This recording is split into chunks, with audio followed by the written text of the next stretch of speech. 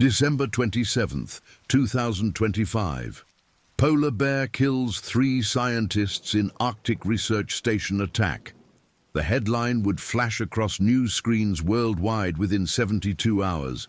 But the story began 3 weeks earlier when Dr. Ellen Margaret Scott first stepped off the Twin Otter aircraft onto the packed snow runway of Ny-Ålesund, Svalbard, Norway. Her breath crystallizing instantly in the -38-degree air as she squinted through polarized goggles at the research station that would become her tomb. Ellen Scott had dedicated her life to understanding the Arctic ecosystem, spending the last 15 years of her 41 years studying the complex relationships between climate change, ice formations, and polar bear behavior patterns. Standing 5'6", with prematurely silver hair pulled back in a perpetual ponytail, she possessed the lean, weathered build of someone who had spent countless months in harsh environments. Her colleagues at the University of Alaska Fairbanks knew her as methodical, perhaps obsessively so, with a reputation for staying longer in the field than anyone else dared. What they didn't know was that Ellen's dedication bordered on reckless because she was running from demons that had nothing to do with science and everything to do with the car accident 3 years ago that had claimed her 8-year-old daughter, Sarah, while Ellen had been presenting research at a conference in Stockholm instead of attending her daughter's school play. Dr. Peter Hans Klein, at 55, represented the old guard of Arctic research. A towering figure at 6'4", with a grey beard that had grown wild during his decades in remote locations, Peter had been studying polar bear populations since 1995, long before climate change became a household concern. His weathered hands, marked by frostbite scars from an incident in Greenland in 2003, could identify polar bear tracks in conditions that would stymie researchers half his age. Peter had volunteered for this assignment to the Barentsburg Extended Research Station, officially designated as Arctic Research Outpost Epsilon 7 because his wife Martha had filed for divorce after 32 years of marriage, citing his obsession with work and his inability to stay home for more than 3 consecutive months. The irony wasn't lost on him that the woman who had once admired his adventurous spirit now saw it as abandonment. But the Arctic had become more home to him than any house with central heating ever could be. Dr. Maria Elena Silva, 37, brought a different energy to the team. Born in São Paulo, Brazil, she had shocked her tropical meteorologist parents by specializing in Arctic climate systems, earning her doctorate from Cambridge University with a dissertation on ice sheet stability that had garnered international attention. At 5'2", with dark eyes that seemed to absorb every detail of her surroundings, Maria moved with the efficient precision of someone who had learned to work twice as hard to prove herself in a field dominated by men who questioned why someone from a country without winter wanted to study polar environments. Her colleagues didn't know that Maria's fascination with the Arctic had begun during a childhood fever dream where she had seen herself walking across endless ice fields, a dream so vivid it had shaped her entire career trajectory and led her to believe, perhaps prophetically, that her fate was somehow tied to the polar regions. The Barentsburg Extended Research Station, known to the small community of Arctic researchers as the Fortress, sat 47 kilometers northwest of the main settlement of Ny-Ålesund on Spitsbergen Island, the largest island in the Svalbard archipelago. Built in 2018 with funding from the Norwegian Research Council and the European Arctic Research Consortium, the station consisted of 4 interconnected prefabricated modules arranged in a cross pattern, each painted safety orange, to provide visibility during the months of polar darkness.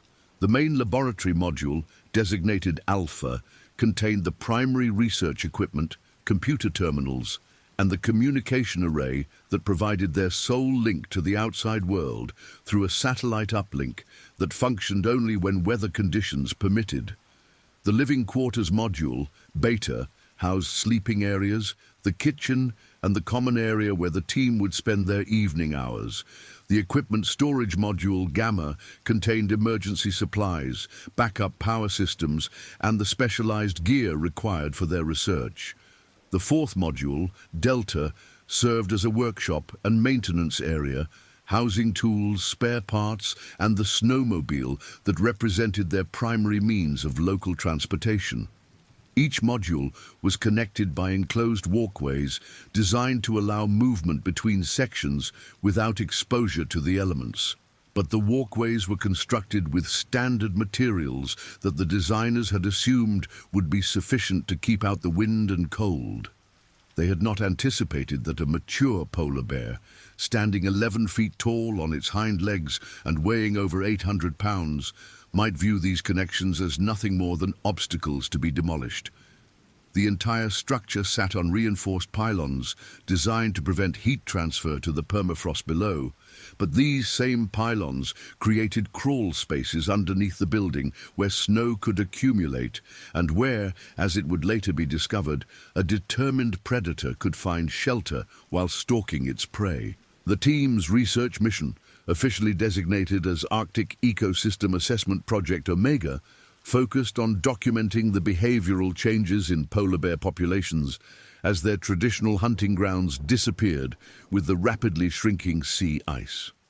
Their work involved tracking individual bears using satellite collars, analyzing scat samples to understand dietary changes, and monitoring den sites to assess reproductive success rates. The project had been funded for a 6-month period, from early December through late May, coinciding with the polar night period when the sun would not rise above the horizon for nearly 4 months. This timing was crucial because it allowed the researchers to observe polar bear behavior during the period when the animals were most active and most likely to venture close to human settlements in search of food. Ellen's specific focus involved analyzing ice core samples to correlate historical climate data with polar bear population fluctuations over the past century. Her equipment included a portable ice core drilling system, spectrographic analysis tools, and a computer system capable of processing complex climate models. Peter's work centered on direct observation and tracking using traditional techniques combined with modern GPS technology and motion-activated cameras positioned at key locations throughout the surrounding territory. Maria coordinated the meteorological aspects of their research, maintaining weather monitoring equipment and analyzing atmospheric data to understand how changing weather patterns affected both ice formation and animal behavior. The first 2 weeks of their deployment had proceeded without incident. Daily routines developed naturally as the 3 researchers adapted to working in close proximity while dealing with the extreme conditions outside their refuge. Ellen typically began her days at 05:30 hours, using the early morning quiet to process ice core samples and update her climate models. Peter preferred to start at 0600 hours, spending his first hour reviewing overnight data from the remote cameras and planning his daily excursions to check trap lines and tracking stations. Maria usually emerged from her sleeping quarters at 06:30 hours, immediately checking the meteorological instruments and downloading weather data from the satellite feed. Breakfast became a communal affair, prepared in rotating shifts using the station's well-stocked pantry of freeze-dried meals, canned goods, and preserved foods. The kitchen area, while compact, was efficiently designed with a propane stove, microwave oven, and coffee maker that quickly became the most important piece of equipment in the entire station.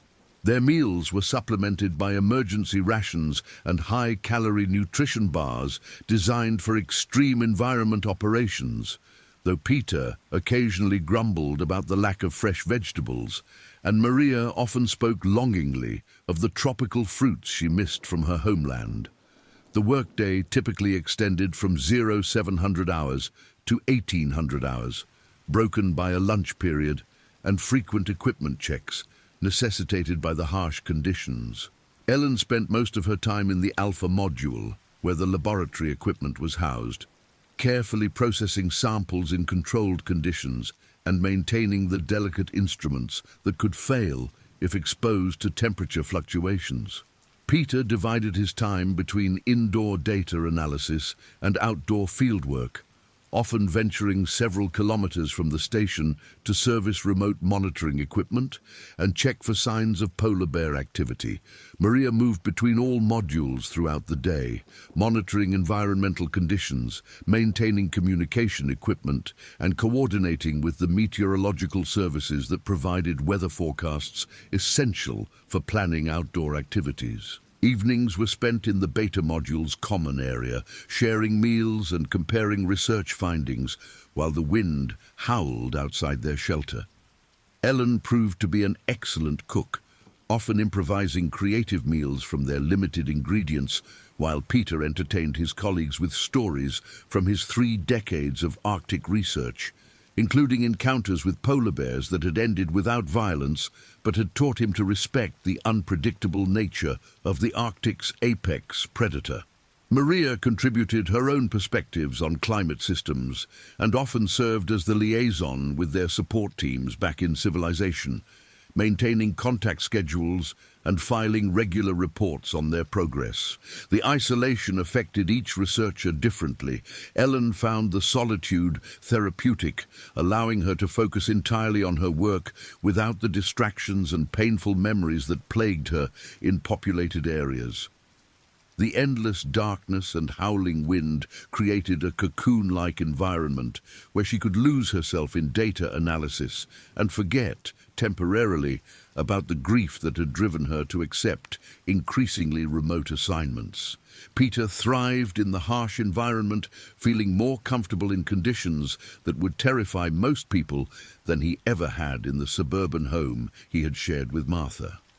The physical challenges and potential dangers of Arctic research provided a clarity of purpose that his domestic life had lacked, though he sometimes caught himself wondering whether his ex-wife had been right about his inability to find fulfillment in normal human relationships. Maria struggled more with the isolation than her colleagues, missing the warmth and vibrancy of her homeland, while simultaneously feeling more connected to her research than ever before, as if the Arctic environment was revealing secrets about itself that could only be understood through direct, prolonged exposure. Their first indication that they were being observed came on December 15th, 11 days into their deployment, when Peter discovered tracks circling their station at a distance of approximately 200 meters. The tracks were unmistakably those of an adult polar bear, with paw prints measuring nearly 12 inches in length and showing the distinctive claw marks that indicated a mature male. Peter estimated the bear's weight at over 700 pounds based on the depth of the impressions in the snow and the stride length between prints. What concerned him was not the presence of the tracks themselves, as polar bear encounters were expected in this region, but rather the pattern they revealed. Instead of the straight-line movement typical of bears traveling through territory in search of food, these tracks showed a systematic circular pattern, suggesting the bear had spent considerable time observing the station from multiple angles. Peter documented the tracks with photographs and GPS coordinates, noting that they appeared to be less than 6 hours old based on the accumulation of wind-blown snow and the sharpness of the impressions.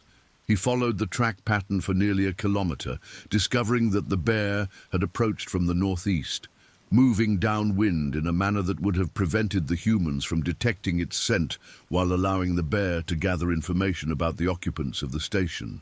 The tracks showed several points where the bear had stopped for extended periods, always maintaining visual contact with the research station while remaining concealed behind snow formations and equipment caches that Peter had not realized could provide adequate cover for such a large animal.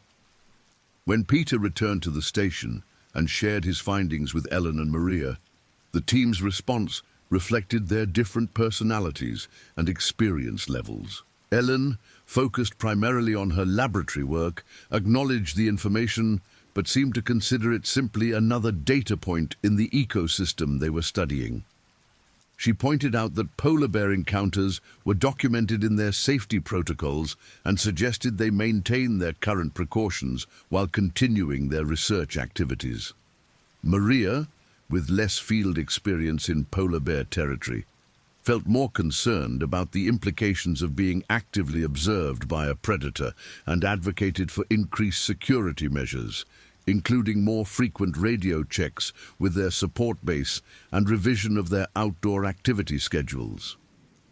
Peter, drawing on his decades of experience with polar bear behavior, found himself troubled by aspects of the tracking pattern that he couldn't quite articulate, sensing something unusual in the bear's systematic approach that differed from the opportunistic behavior he had observed in hundreds of previous encounters. The team implemented modest additional precautions, including a buddy system for all outdoor activities, more frequent perimeter checks, and enhanced evening security procedures that involved ensuring all exterior doors were secured, with both primary and backup locking mechanisms. Peter installed motion sensors at key points around the station perimeter, devices that would trigger alarms if large animals approached within 50 meters of their shelter. Ellen began keeping a detailed log of all polar bear-related observations, treating the situation as an opportunity to gather additional behavioral data for their research project. Maria increased the frequency of her communications with their support base, providing daily updates on weather conditions and research progress, while subtly inquiring about contingency plans for wildlife encounters. Despite these precautions, life at the research station continued according to their established routines. The polar night meant that darkness persisted 24 hours per day, with only brief periods of twilight around midday, providing enough ambient light for outdoor activities. The researchers relied primarily on artificial lighting for their work, using headlamps for outdoor excursions, and maintaining carefully managed interior lighting to preserve their circadian rhythms and psychological well-being. The constant darkness, combined with the endless howling of Arctic wind, created an environment where normal sensory cues disappeared and perception could become unreliable, making it difficult to distinguish between actual sounds and psychological artifacts of isolation and stress. Temperature conditions during this period ranged from -28 degrees Fahrenheit during the warmest part of the day to -45 degrees Fahrenheit during the coldest part of the day, degrees Fahrenheit during the coldest periods. Wind speeds typically ranged from 15 to 30 miles per hour, but periodic storms brought sustained winds of 50 miles per hour or more, accompanied by snow conditions that reduced visibility to zero and made outdoor activities impossible. The researchers monitored weather conditions continuously, planning their fieldwork around brief periods of relative calm while remaining prepared to suspend all outdoor activities when conditions deteriorated. The bear returned on December 18th, 3 days after the initial track discovery, but this time its behavior had evolved. Peter discovered new tracks that showed the animal had approached much closer to the station, coming within 30 meters of the Alpha module before circling the entire complex and departing toward the southwest. More troubling were signs that the bear had investigated specific aspects of the station's construction, including the exterior ventilation systems, the power generator housing, and the areas where the support pylons created shadowed spaces beneath the structure. The tracks revealed that the bear had spent considerable time examining these features, suggesting a level of curiosity and intelligence that exceeded Peter's previous experience with polar bear behavior. Additionally, Peter found evidence that the bear had been testing various approaches to the station, following different routes that took advantage of wind patterns and terrain features to remain undetected for as long as possible. The most recent tracks showed that the animal had approached from the southeast, moving through a series of snow formations that would have provided concealment until it was within 20 meters of the main structure.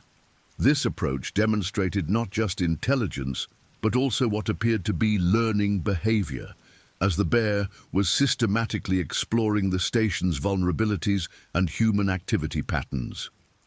Ellen's response to this second encounter reflected her scientific training and her psychological need to maintain emotional distance from potential danger. She documented Peter's findings in detail, adding them to her growing database of polar bear behavioral observations while treating the situation as an extension of their research rather than a personal threat. Her academic background had taught her to analyze situations objectively, and she applied this approach to their current circumstances, even as a deeper part of her mind recognized that her detachment might be a psychological defense mechanism related to her unresolved grief over her daughter's death. The possibility of danger seemed almost abstract to her, filtered through the lens of scientific observation and data collection. Maria's reaction was more visceral and immediate. Her limited experience with large predators, combined with her natural tendency toward analytical thinking, led her to research everything she could find about polar bear attacks on research stations and isolated facilities. Using the station's satellite internet connection during brief periods when communication was possible, she downloaded academic papers, government reports, and media accounts of previous incidents involving polar bears and human structures. What she discovered was both reassuring and terrifying. While attacks on research stations were relatively rare, they typically occurred during periods of environmental stress, when bears were driven to explore non-traditional food sources, and they often involved animals that had lost their natural fear of humans through previous encounters with human settlements or food sources. Peter found himself caught between his scientific objectivity and a growing sense of unease that he couldn't entirely rationalize. His 3 decades of Arctic experience had taught him to trust his instincts about polar bear behavior, and those instincts were telling him that this particular animal was exhibiting patterns he had never observed before. The systematic nature of the bear's approach, the evidence of learning and adaptation in its movement patterns, and the persistent interest in their specific location suggested something beyond normal, opportunistic foraging behavior. Peter had observed hundreds of polar bears throughout his career, and he had never seen one that appeared to be conducting what could only be described as reconnaissance. The team's evening discussions began to revolve increasingly around their 4-legged observer, with each researcher contributing their own perspective on the situation. Ellen advocated for maintaining their research schedule while implementing reasonable precautions, arguing that polar bear encounters were an anticipated aspect of Arctic research and that their current safety protocols were adequate for dealing with normal wildlife interactions. Maria pressed for more aggressive defensive measures, including requests for additional emergency supplies and exploration of options for early evacuation if conditions deteriorated. Peter found himself in the middle, recognizing the validity of both perspectives while remaining troubled by aspects of the bear's behavior that he couldn't adequately explain to his colleagues. Their discussions revealed fundamental differences in how each researcher processed risk and uncertainty.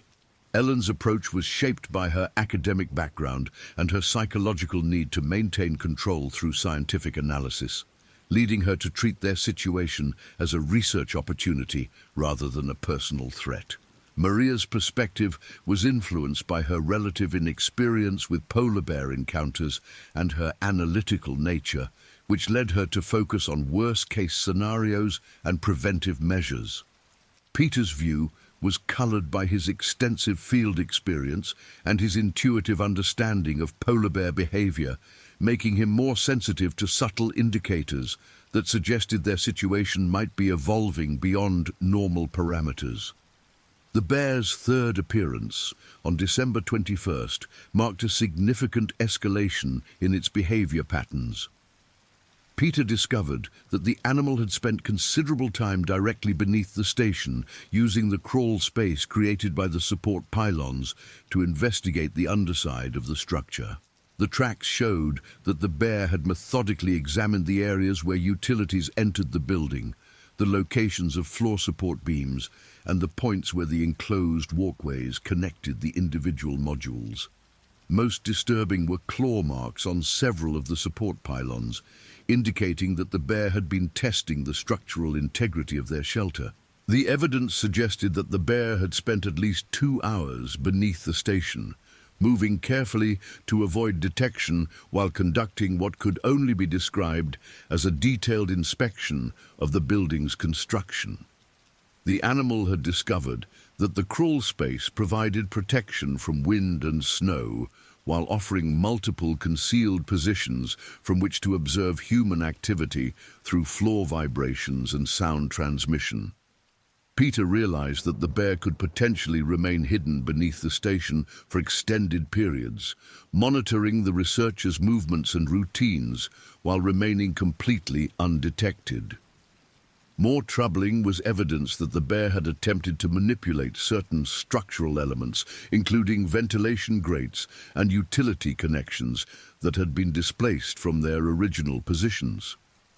While the animal had not succeeded in creating any openings large enough for entry, the attempts demonstrated both intelligence and persistence that exceeded anything Peter had observed in his previous research. The bear was not simply investigating their shelter, it was actively testing for weaknesses and potential entry points. When Peter shared these findings with Ellen and Maria, the team's dynamic shifted significantly. Ellen's scientific detachment began to crack as she realized that they were no longer simply observing polar bear behavior, but were potentially the subjects of observation by an animal that was systematically studying their defenses. Her psychological need for control was challenged by the reality that their situation was evolving beyond their ability to predict or manage through standard protocols. Maria's concerns about their security proved to be prophetic, and she began advocating more strongly for immediate contact with their support base to discuss evacuation options or additional protective measures. Peter found his role as the team's wildlife expert becoming more complex as he struggled to explain behavior that challenged his understanding of polar bear psychology. His experience told him that bears were intelligent animals capable of learning and adaptation, but the systematic nature of this particular animal's approach suggested something beyond normal behavioral parameters. He began to wonder whether environmental factors specific to their location or previous experiences with human structures might have shaped this bear's behavior in ways that made it particularly dangerous to their small group. The team implemented additional security measures, including motion detectors positioned beneath the station to monitor the crawl spaces and enhanced lighting systems designed to eliminate blind spots around the perimeter. Peter began conducting more frequent inspections of the structural elements that the bear had investigated, checking for signs of damage or further manipulation. Ellen started maintaining a continuous log of sounds and vibrations that might indicate the bear's presence, treating the documentation as both a scientific record and a security precaution. Maria increased her communication attempts with their support base, though weather conditions continued to limit their ability to maintain reliable contact with the outside world. The psychological impact of knowing they were being systematically observed by a large predator began to affect each researcher differently. Ellen found herself becoming hypervigilant during her laboratory work, frequently stopping to listen for sounds that might indicate the bear's presence and struggling to maintain the concentration required for detailed analytical work. The constant awareness of potential danger reawakened memories of the helplessness she had felt when she learned about her daughter's accident, creating an emotional resonance that she fought to suppress through increased focus on her research activities. Maria discovered that her sleep patterns were becoming severely disrupted as she found herself lying awake listening for sounds that might indicate a security breach.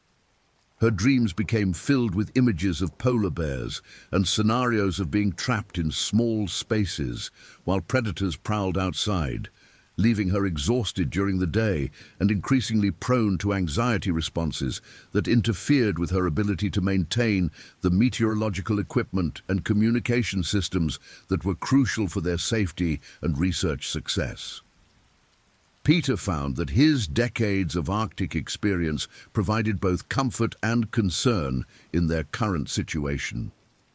While his knowledge of polar bear behavior helped him understand what they were facing, the unusual aspects of this particular animal's conduct challenged his confidence in his ability to predict what might happen next.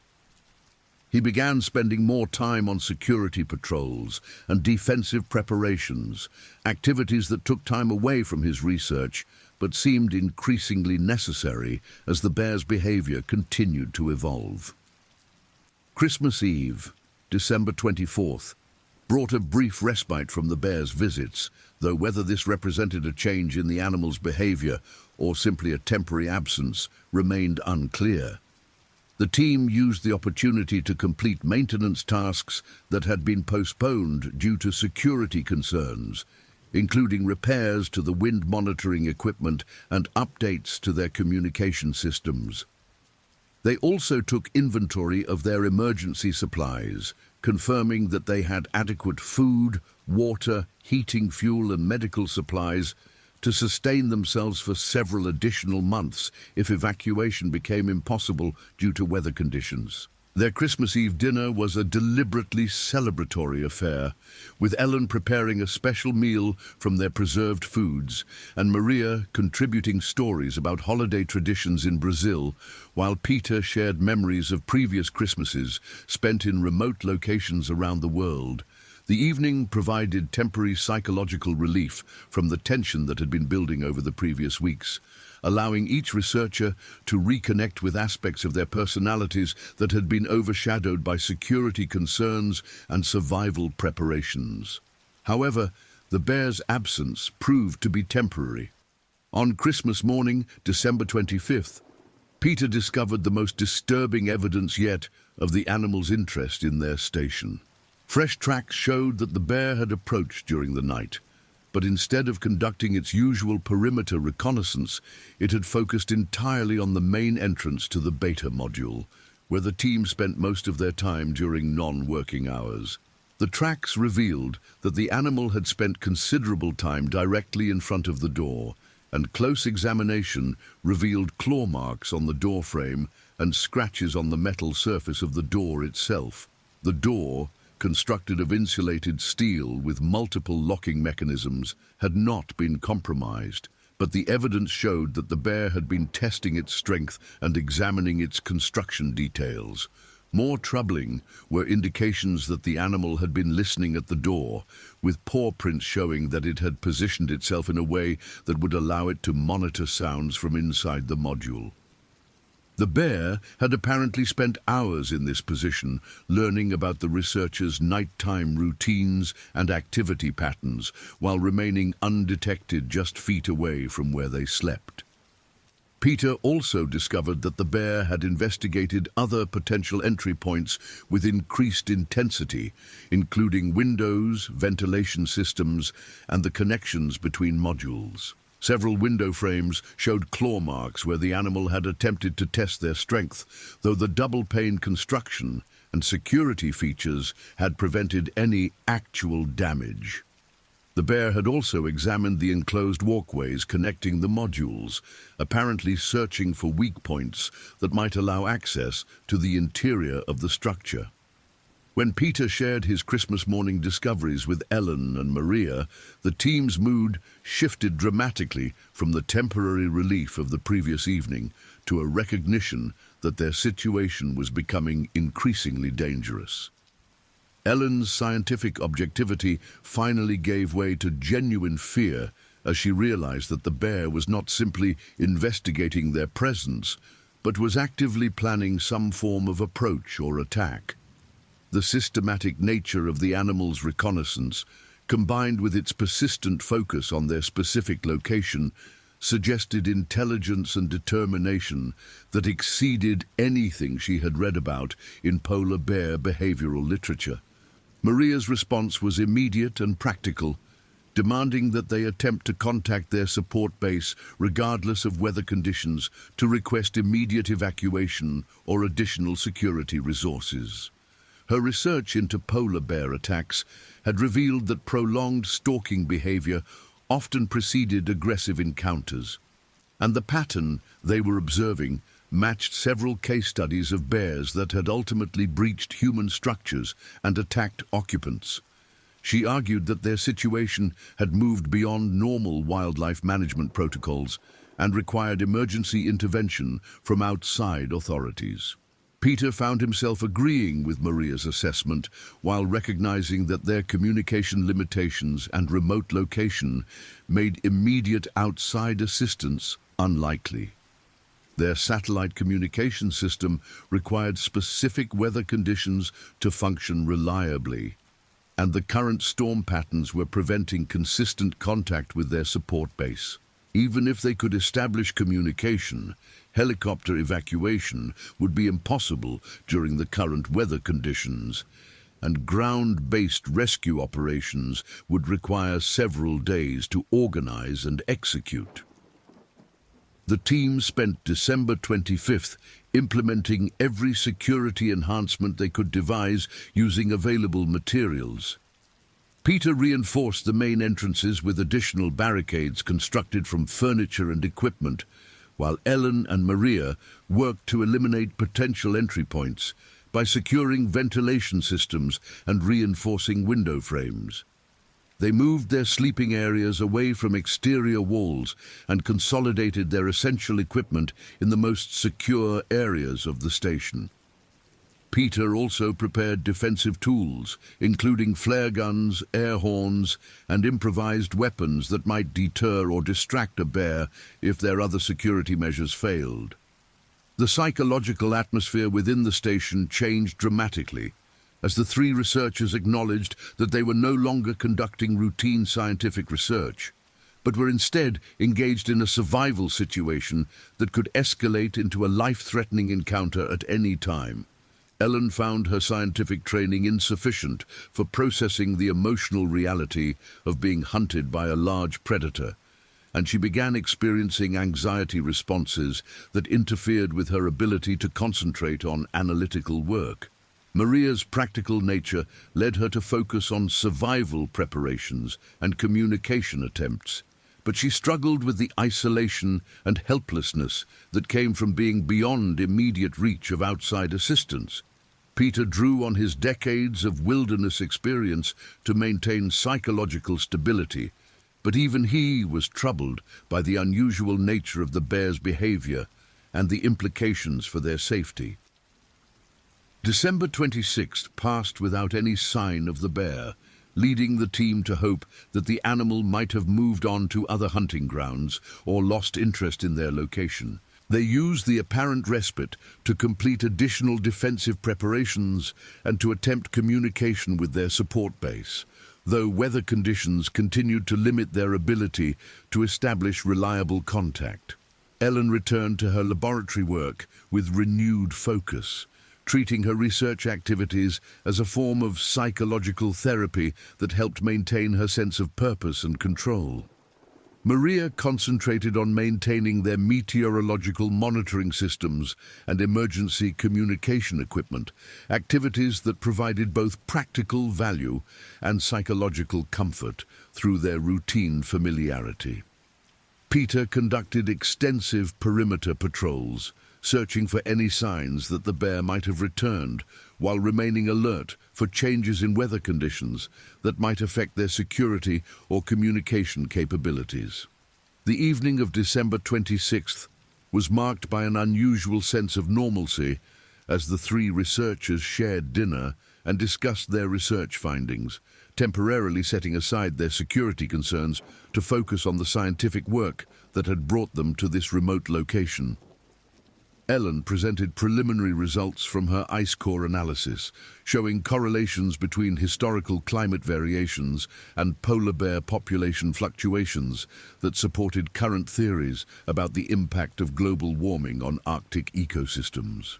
Maria shared meteorological data that revealed unusual weather patterns during their deployment period, including temperature variations and storm intensities that exceeded historical averages for the region. Peter discussed his observations of polar bear tracks and behavior patterns, carefully separating the scientific value of his data from the security implications for their immediate situation. Their discussion revealed how profoundly their experience was affecting their scientific perspectives, with each researcher gaining insights into Arctic ecosystem dynamics that would have been impossible to achieve through conventional research methods. Ellen's direct exposure to Arctic conditions was providing experiential context for her climate data that enhanced her understanding of the environmental pressures facing polar bear populations. Maria's intensive monitoring of weather systems was revealing atmospheric patterns that connected to broader climate change phenomena in ways that laboratory analysis alone could not capture. Peter's extended observation of polar bear behavior was documenting adaptive responses to environmental changes that supported theoretical models while providing disturbing evidence of the animal's intelligence and adaptability. However, their evening of normalcy was shattered when a sudden impact against the exterior wall of the beta module sent vibrations through the entire structure and interrupted their conversation with a sound that could only have been produced by something very large and very solid striking their shelter. The impact occurred at 21:47 hours, recorded precisely by Maria, who had been monitoring seismic sensors as part of her meteorological data collection.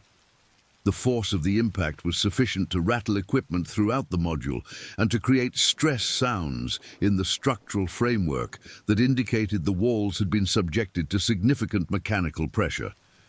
Peter immediately grabbed a flashlight and moved to investigate the source of the impact, though Ellen and Maria both urged caution and suggested that any investigation should wait until daylight hours. Peter's experience told him that determining the cause of the impact was crucial for understanding whether their security had been compromised and what defensive actions might be necessary. Moving carefully through the station while maintaining communication with his colleagues, Peter checked each module and connecting walkway for signs of damage or intrusion, while monitoring for any sounds that might indicate continued activity outside their shelter.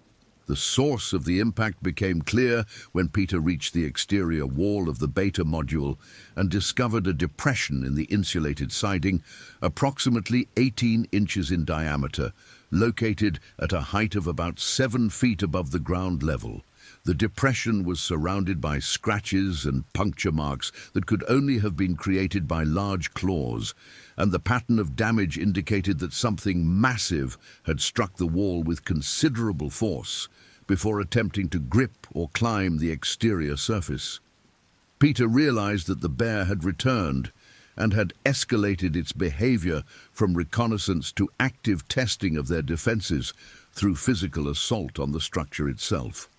More disturbing was the discovery that the impact had occurred at the precise location of Ellen's sleeping quarters, suggesting that the bear had knowledge of the internal layout of the station and had specifically targeted the area where human activity was concentrated during nighttime hours. This indicated not just intelligence, but also a level of observation and analysis that elevated the animal from a potential threat to an active predator that was systematically planning an attack on the researchers. The bear was no longer simply investigating their presence. It was actively working to gain access to their shelter and to the humans inside.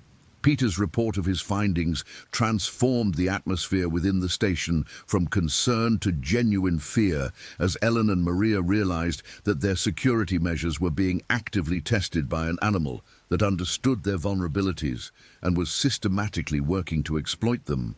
Ellen's psychological defenses finally collapsed as she confronted the reality that they were being hunted by a predator that had identified her specific location within their shelter and had targeted her for reasons she couldn't understand. The scientific detachment that had protected her from emotional engagement with their situation was no longer sufficient to maintain her psychological equilibrium in the face of such a direct and personal threat. Maria's practical nature led her to immediate action, attempting to establish emergency communication with their support base while simultaneously checking all security measures and preparing emergency equipment that might be needed if the bear succeeded in breaching their defenses. Her research into polar bear attack patterns had provided her with knowledge of how quickly situations could deteriorate once bears began actively assaulting human structures, and she recognized that their timeline for outside assistance was rapidly diminishing. The systematic nature of the bear's approach, combined with its apparent knowledge of their internal routines, suggested that they were facing a level of threat that exceeded the parameters of their emergency protocols. Peter found himself in the position of having to provide leadership and direction in a situation that challenged his decades of Arctic experience, while drawing on that same experience to develop strategies for defending against an unusually intelligent and persistent polar bear.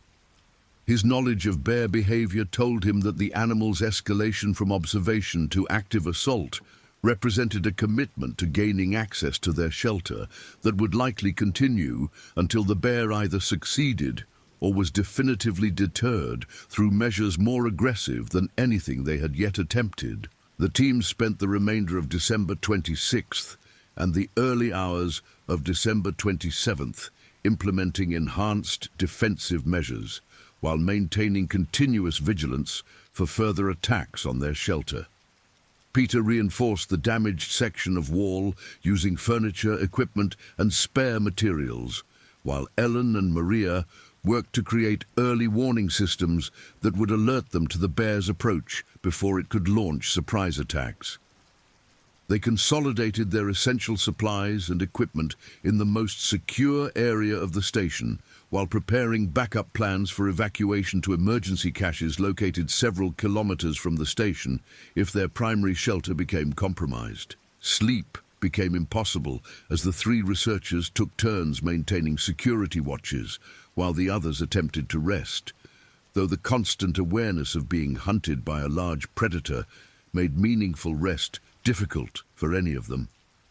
Ellen found herself reliving memories of her daughter's accident, drawing psychological parallels between her current helplessness and the feelings of guilt and powerlessness that had driven her to accept increasingly remote research assignments.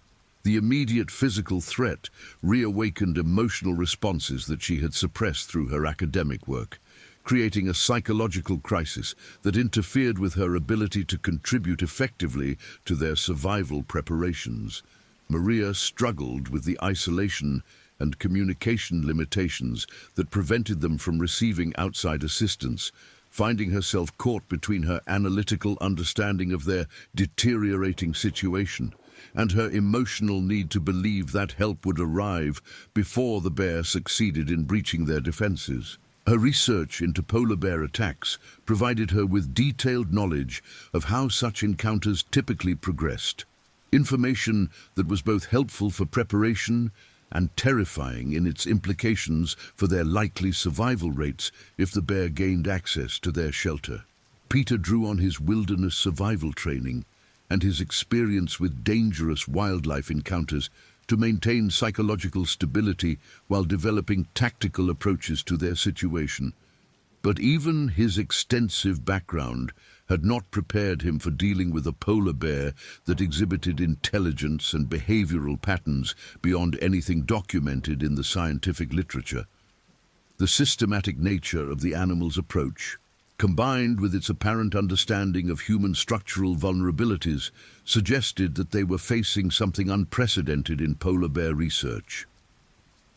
The final phase of their ordeal began at approximately 0330 hours on December 27th, when motion sensors placed around the station's perimeter began triggering in sequence, indicating that the bear was approaching through the systematic reconnaissance pattern that had become familiar over the previous weeks.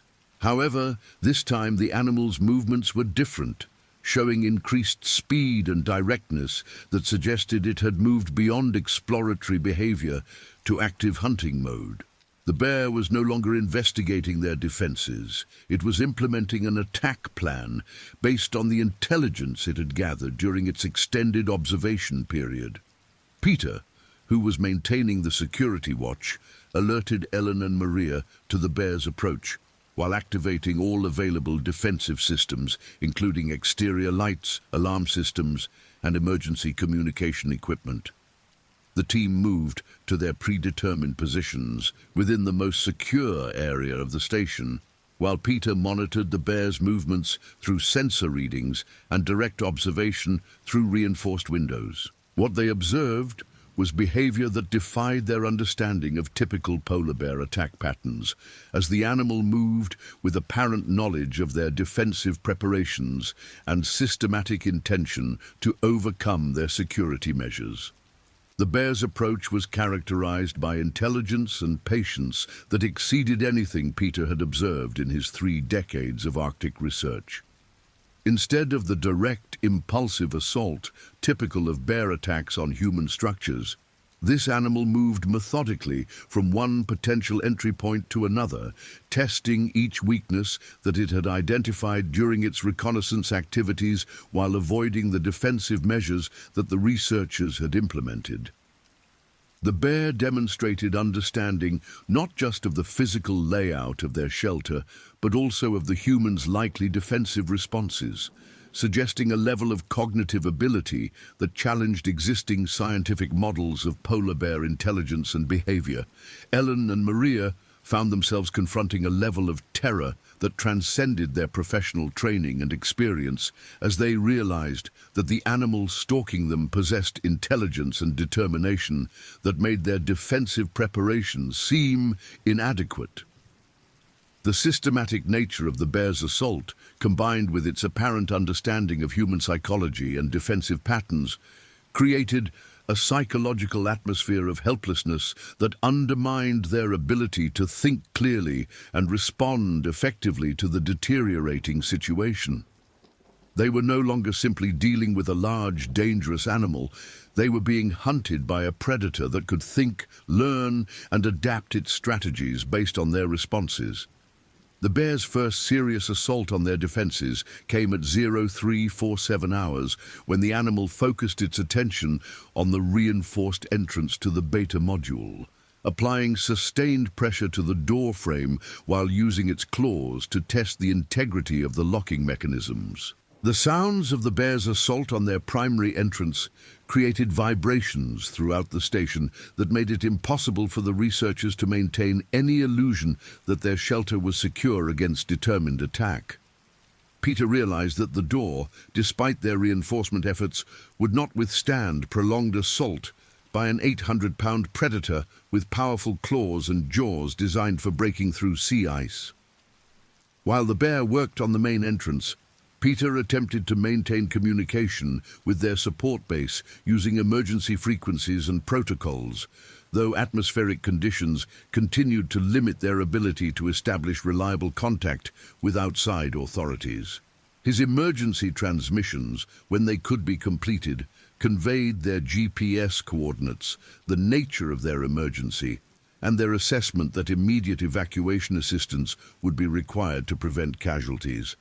However, the responses he received indicated that weather conditions would prevent helicopter rescue operations for at least 12 to 18 hours, and that ground-based rescue operations would require several days to organize and execute given their remote location.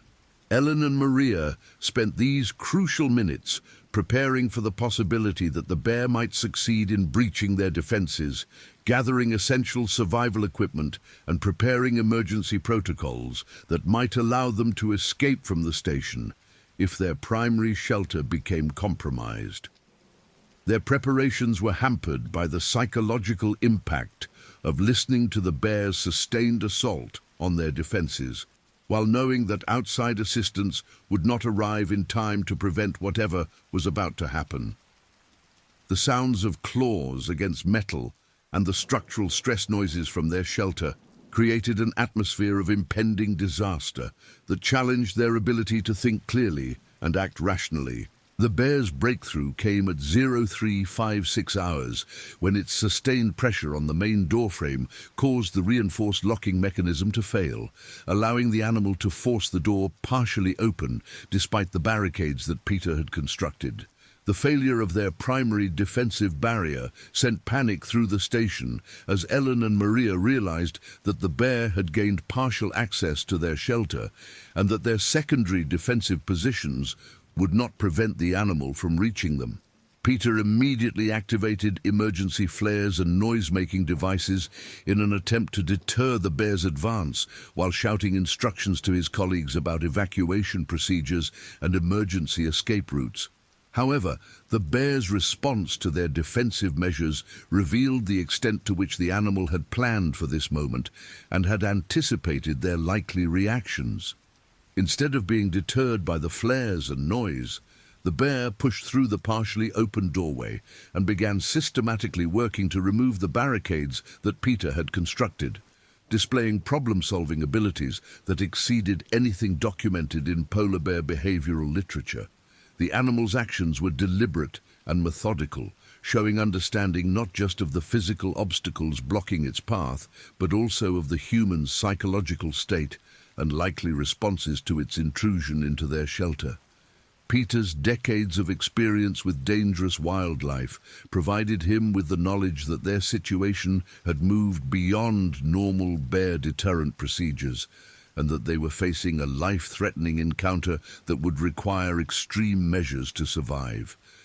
His training told him that polar bears, once committed to an attack, would typically persist until they either succeeded in reaching their target or were definitively driven away through measures that proved the cost of continued assault was greater than the potential reward. However, the unusual intelligence that this bear had displayed suggested that normal deterrent measures might not be effective against an animal that had planned its attack so systematically. Ellen found herself paralyzed by terror as she watched the bear methodically dismantle the defenses that had represented their only protection against the Arctic environment and the predators that inhabited it. The sight of the massive animal working with apparent intelligence to overcome human engineering triggered psychological responses that connected to her deepest fears about powerlessness and loss of control. Emotions that had been dormant since her daughter's death, but now returned with devastating intensity.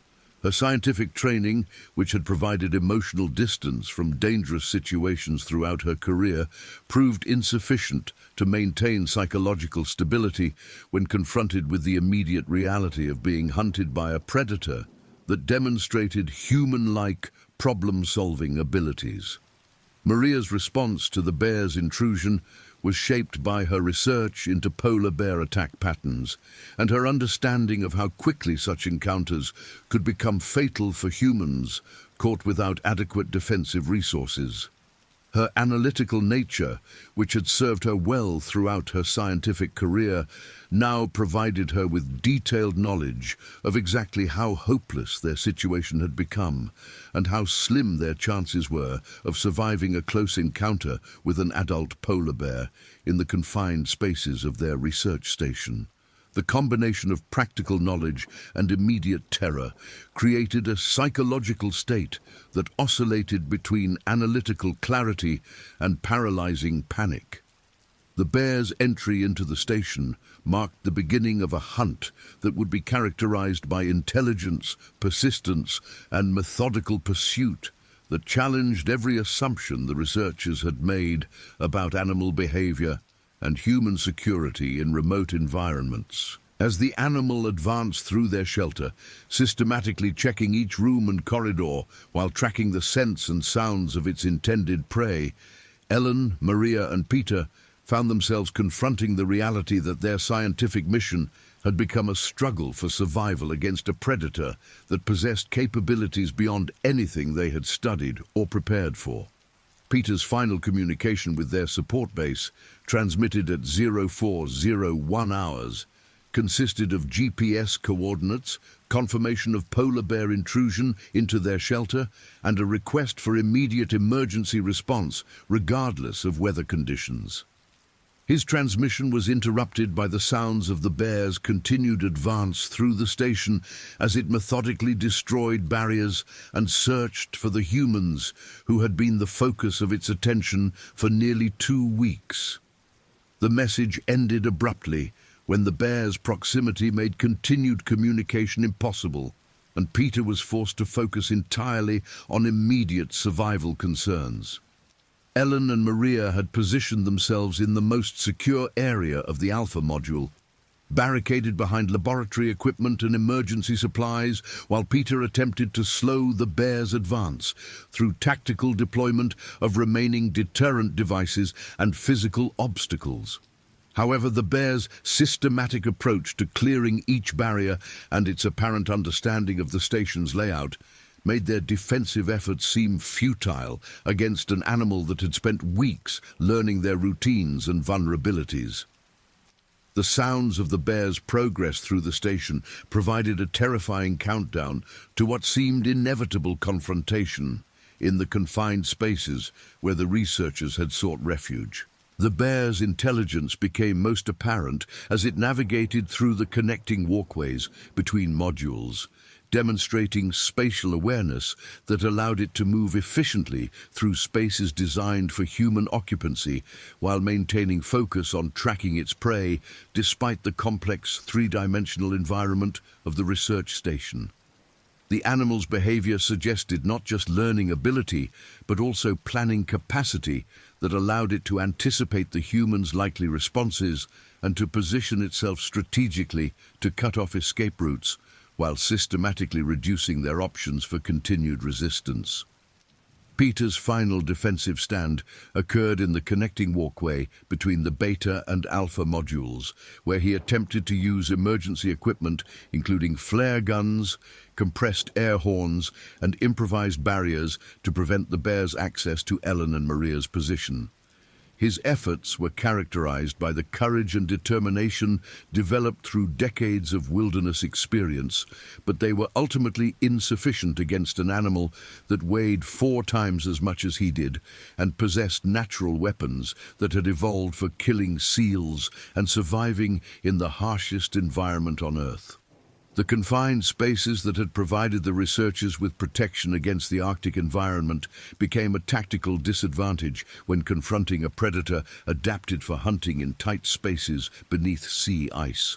Ellen's final scientific observation, recorded in her mind, if not in her research notes, was that the polar bear's behavior represented an unprecedented example of adaptive intelligence in Arctic wildlife, suggesting evolutionary pressures and learning capabilities that exceeded current scientific models of animal cognition. Even in her terror, her trained mind continued to analyze and categorize what she was observing, though the implications of her observations for scientific understanding of polar bear intelligence would never be shared with the broader research community.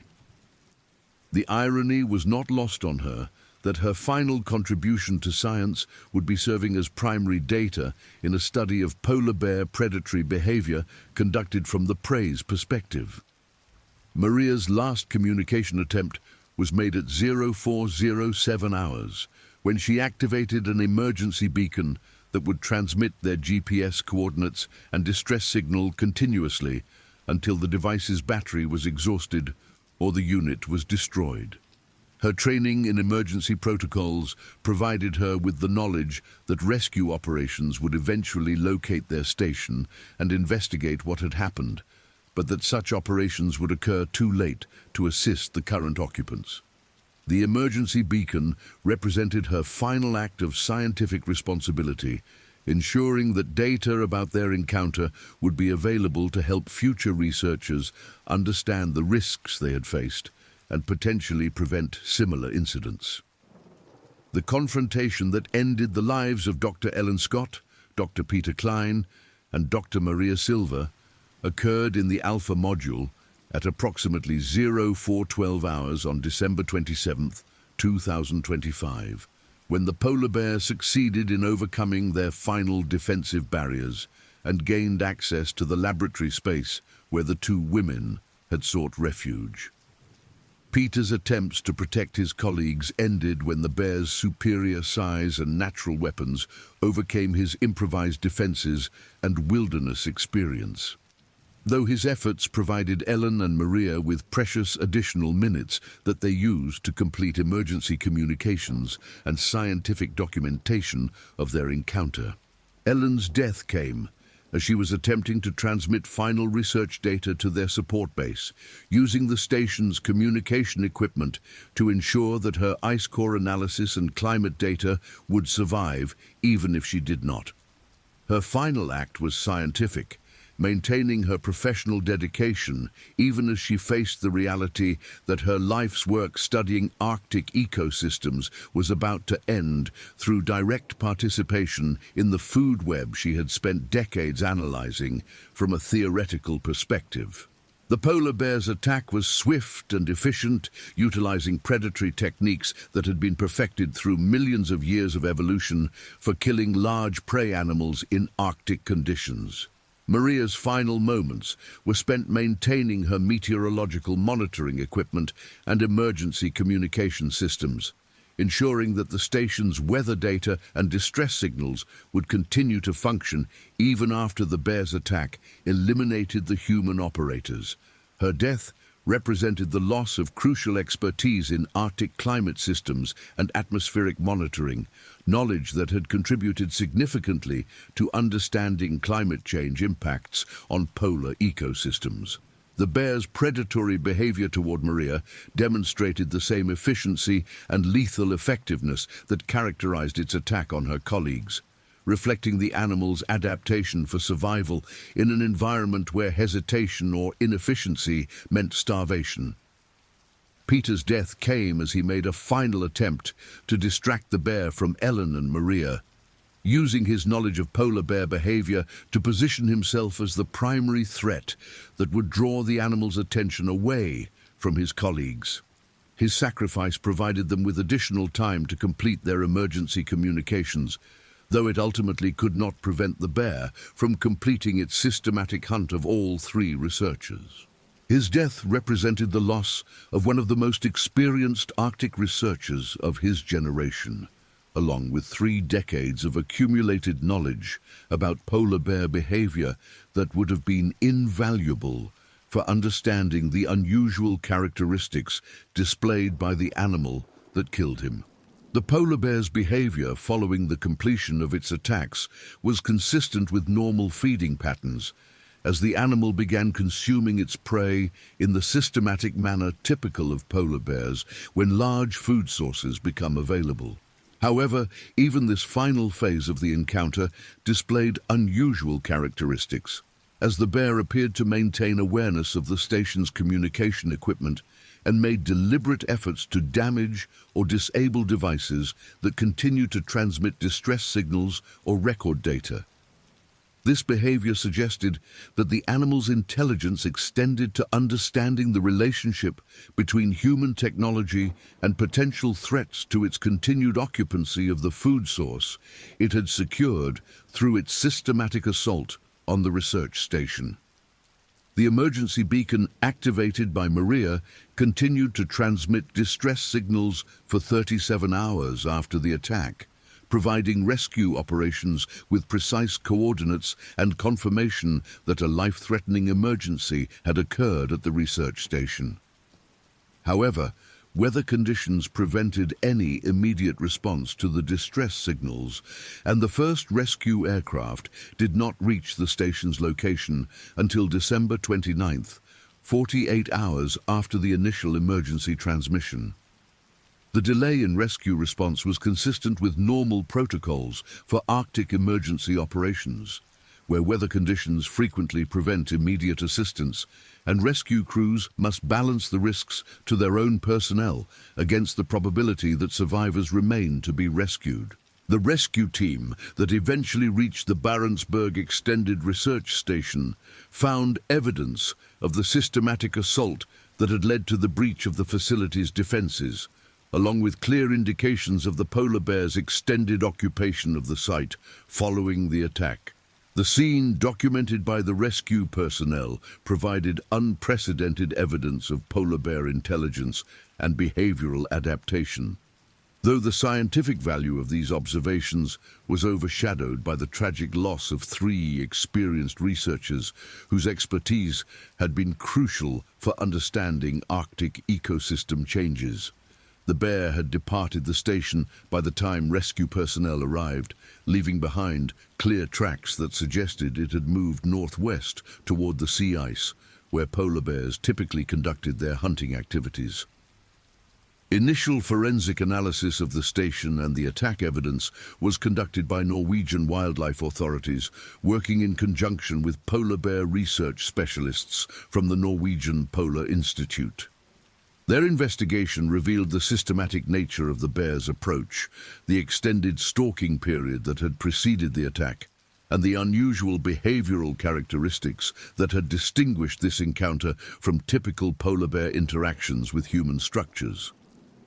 The investigation confirmed that the bear had displayed problem-solving abilities, learning behaviors, and tactical planning capabilities that exceeded documented parameters for polar bear intelligence and represented significant new data about the cognitive capabilities of Arctic wildlife. The autopsies of Dr. Scott, Dr. Klein, and Dr. Silva were performed by medical personnel from the University Hospital of North Norway, with results that confirmed the efficiency and lethality of polar bear predatory behavior, while providing additional evidence of the systematic nature of the attack. The forensic evidence indicated that each researcher had died quickly, consistent with polar bear killing techniques that had evolved for dispatching large prey animals with minimal struggle that might attract other predators or result in injury to the bear itself. The medical findings supported witness accounts and physical evidence suggesting that the bear had hunted the researchers systematically rather than conducting the opportunistic attack typical of most polar bear encounters with humans.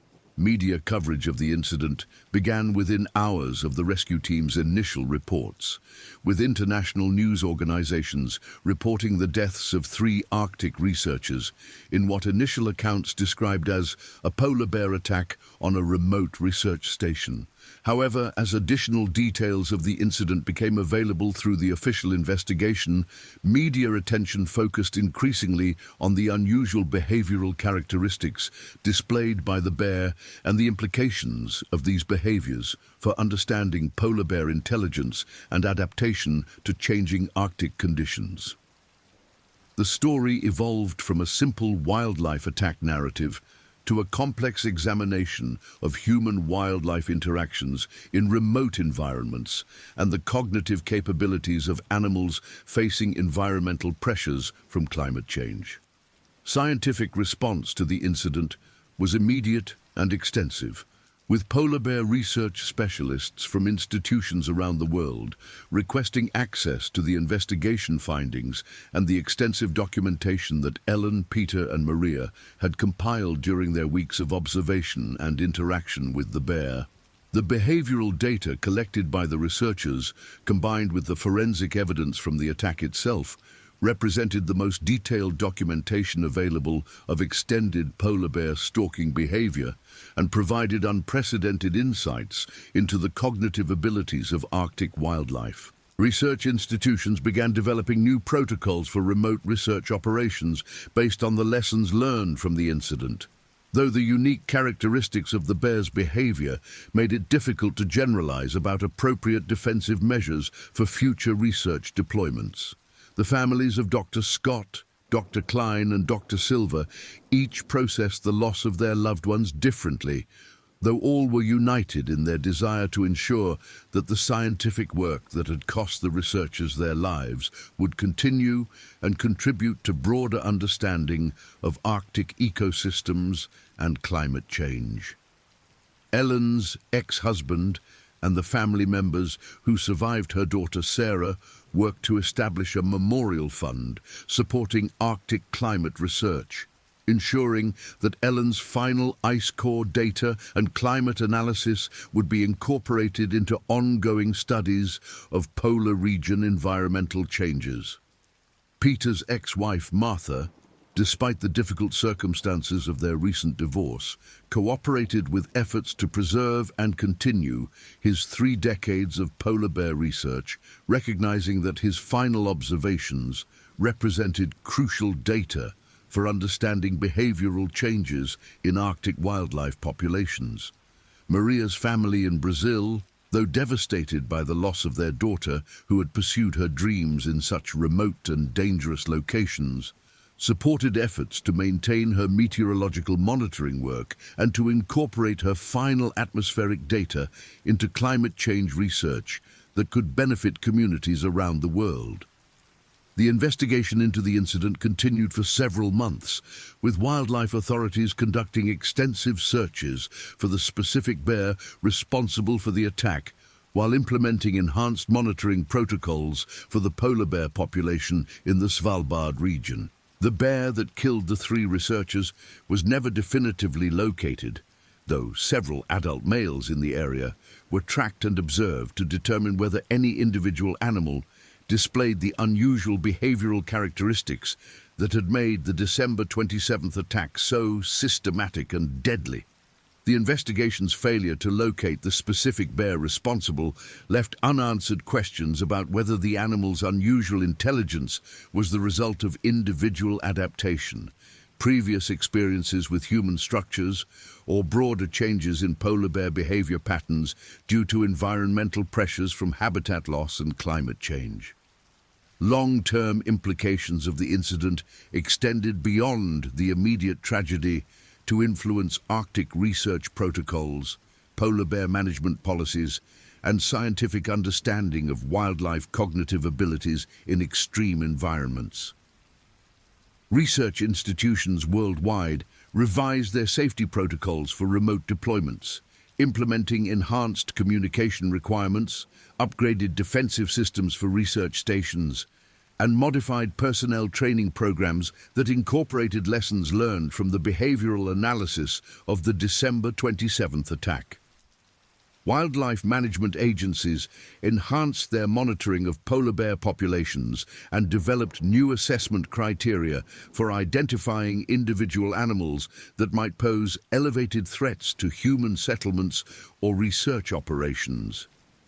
The scientific legacy of Dr. Ellen Scott, Dr. Peter Klein, and Dr. Maria Silva was preserved through the publication of their final research findings, including Ellen's ice core climate analysis, Peter's polar bear behavioral observations, and Maria's meteorological data from their deployment period. Their work contributed to broader understanding of Arctic ecosystem dynamics and climate change impacts, while their final documentation of polar bear stalking behavior provided unprecedented insights into wildlife intelligence and adaptation that influenced research methodologies and theoretical models for years following their deaths.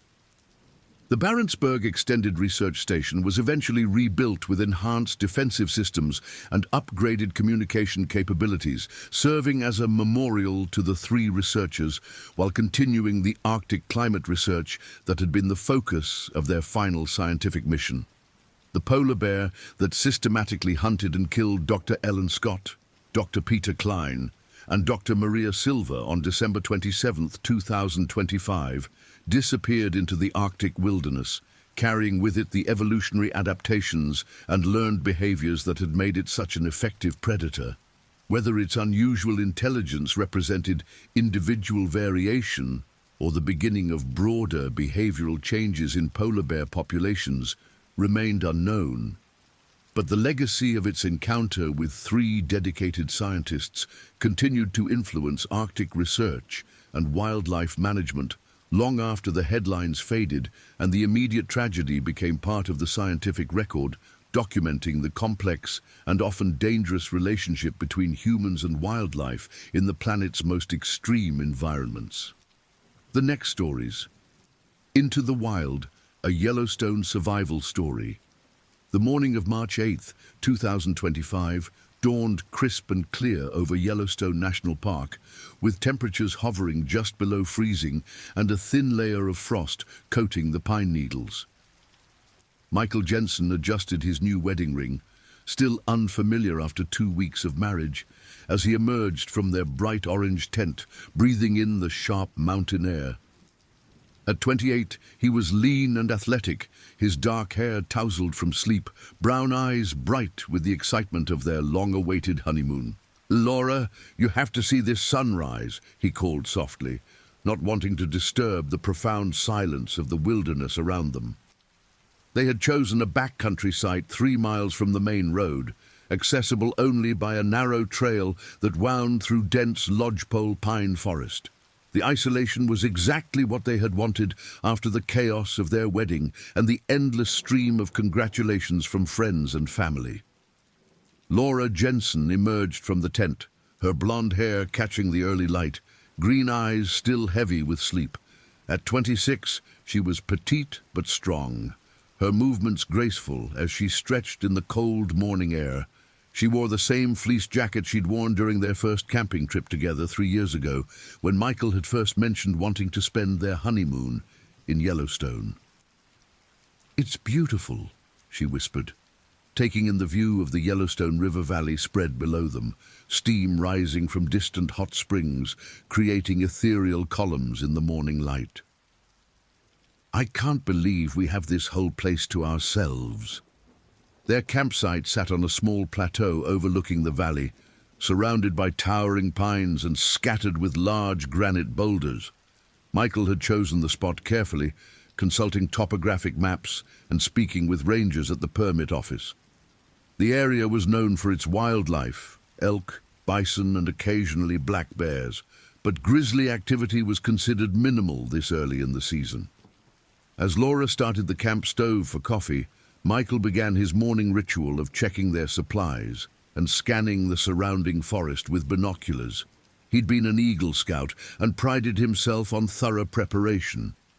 Their bear canister sat securely locked 30 yards from their tent, containing 3 days' worth of food. Bear spray hung from both their belts, and they'd religiously followed every food storage protocol. "Coffee's ready," Laura announced, pouring the steaming liquid into 2 metal mugs. They sat together on a fallen log, sharing the warmth of the cup between them as they watched the sun climb higher, burning off the morning mist. "So what's the plan today?" Laura asked, pulling out their park map. "I'd love to see those hot springs you mentioned." Michael traced a route with his finger. "It's about 4 miles that way, through the Specimen Creek drainage. We could make it a day hike, leave most of our gear here." He paused, studying the map more carefully. "Though I should check the trail conditions. We got that weather report about possible snow later in the week." They spent the morning organizing their gear and taking photographs, Laura's new camera clicking constantly as she documented everything from the frost patterns on leaves to the way morning light filtered through the canopy. She was an elementary school teacher with a passion for nature photography, and this trip represented months of saving and planning. Around midday, they set off on their hike, following a faint game trail that meandered through thick forest. The woods were unusually quiet, something Michael noticed but dismissed. Birds should have been more active, and they hadn't seen any of the usual small mammals. Even the ever-present ground squirrels seemed absent. 2 miles into their hike, they found the first sign. "Michael," Laura called, her voice tight with concern. She was crouched beside a large pine tree, examining deep gouges in the bark about 7 feet from the ground. "These look fresh." Michael joined her, running his fingers over the claw marks. They were impressive. 4 distinct gouges, each nearly an inch deep with fresh wood chips scattered below. Bear sign, he confirmed, feeling a chill that had nothing to do with the mountain air. Big one too. These marks are way too high for a black bear. They stood in silence for a moment, the reality settling in. Grizzly bears were not supposed to be active yet. Park literature indicated they typically remained in high-elevation dens until April or May, but climate change had been affecting bear behavior patterns throughout the region. "What do we do?" Laura asked, unconsciously moving closer to Michael. "We're fine," he said, trying to project confidence he didn't entirely feel. "Bears mark territory all the time. This could be weeks old." But even as he said it, he could smell something in the air, a musky, wild scent that made his primitive brain send warning signals. They decided to continue their hike, but remained hypervigilant, speaking in low voices and constantly scanning the forest around them. The trail led them through increasingly dense timber, with thick undergrowth that limited visibility to just a few dozen yards in any direction.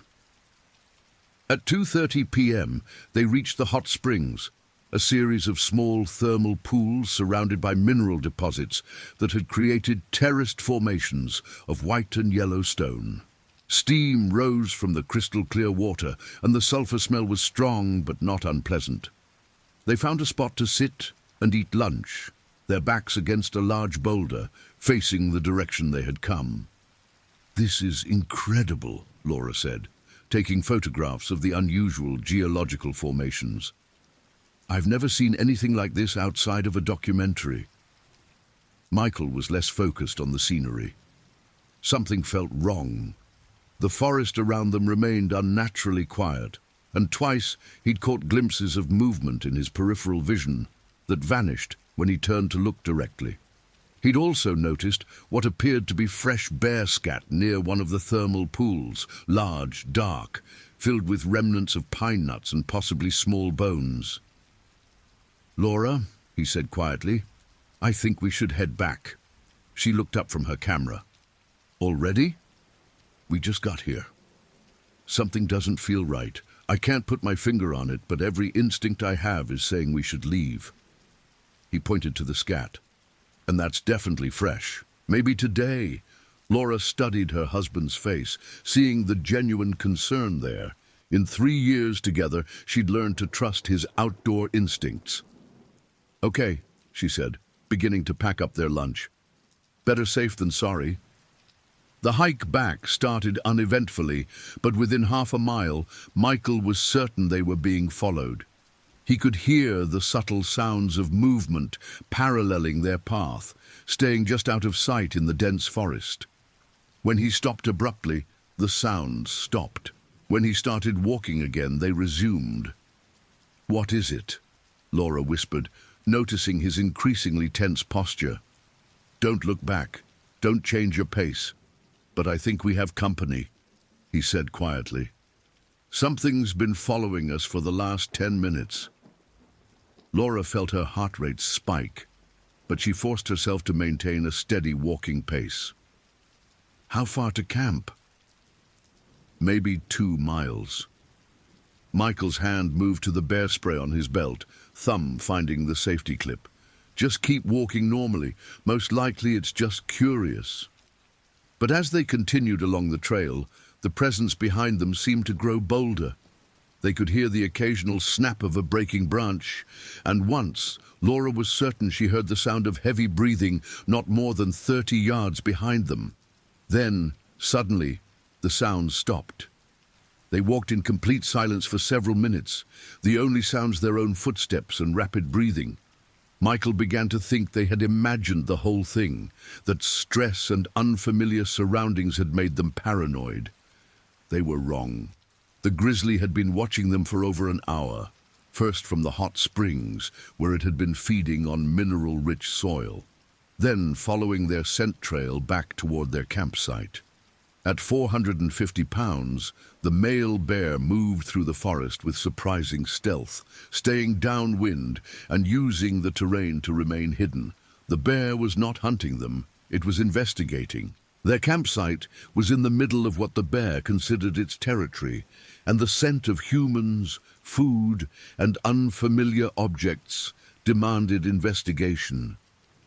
The bear's winter den had been disturbed by an avalanche in February, forcing it to emerge weeks earlier than normal, hungry and irritable. Michael and Laura reached their campsite just as the sun began to set behind the mountains, casting long shadows through the forest. Everything appeared exactly as they had left it. Tent secured, bear canister positioned properly, no signs of disturbance. "See?" Michael said, feeling somewhat foolish for his earlier anxiety. "Just our imagination." They prepared dinner on their camp stove, dehydrated beef stroganoff that smelled surprisingly good in the mountain air. As they ate, they talked about their plans for the next day and laughed about Michael's paranoia during the hike. The normalcy of the conversation, combined with being back in their safe camp, gradually relaxed their tension.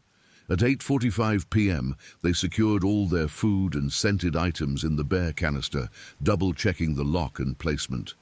The container sat 33 yards from their tent, following park regulations exactly.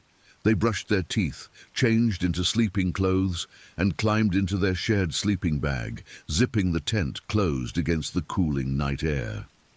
"I love you, Mrs. Jensen," Michael whispered in the darkness.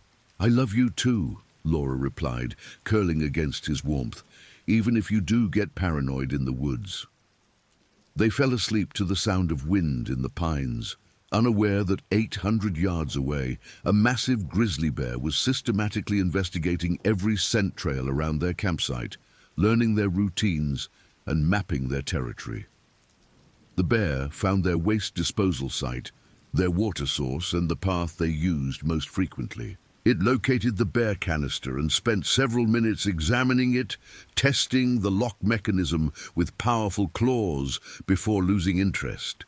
The container was doing its job, keeping the food secure and unattainable. But the bear had not come for the food.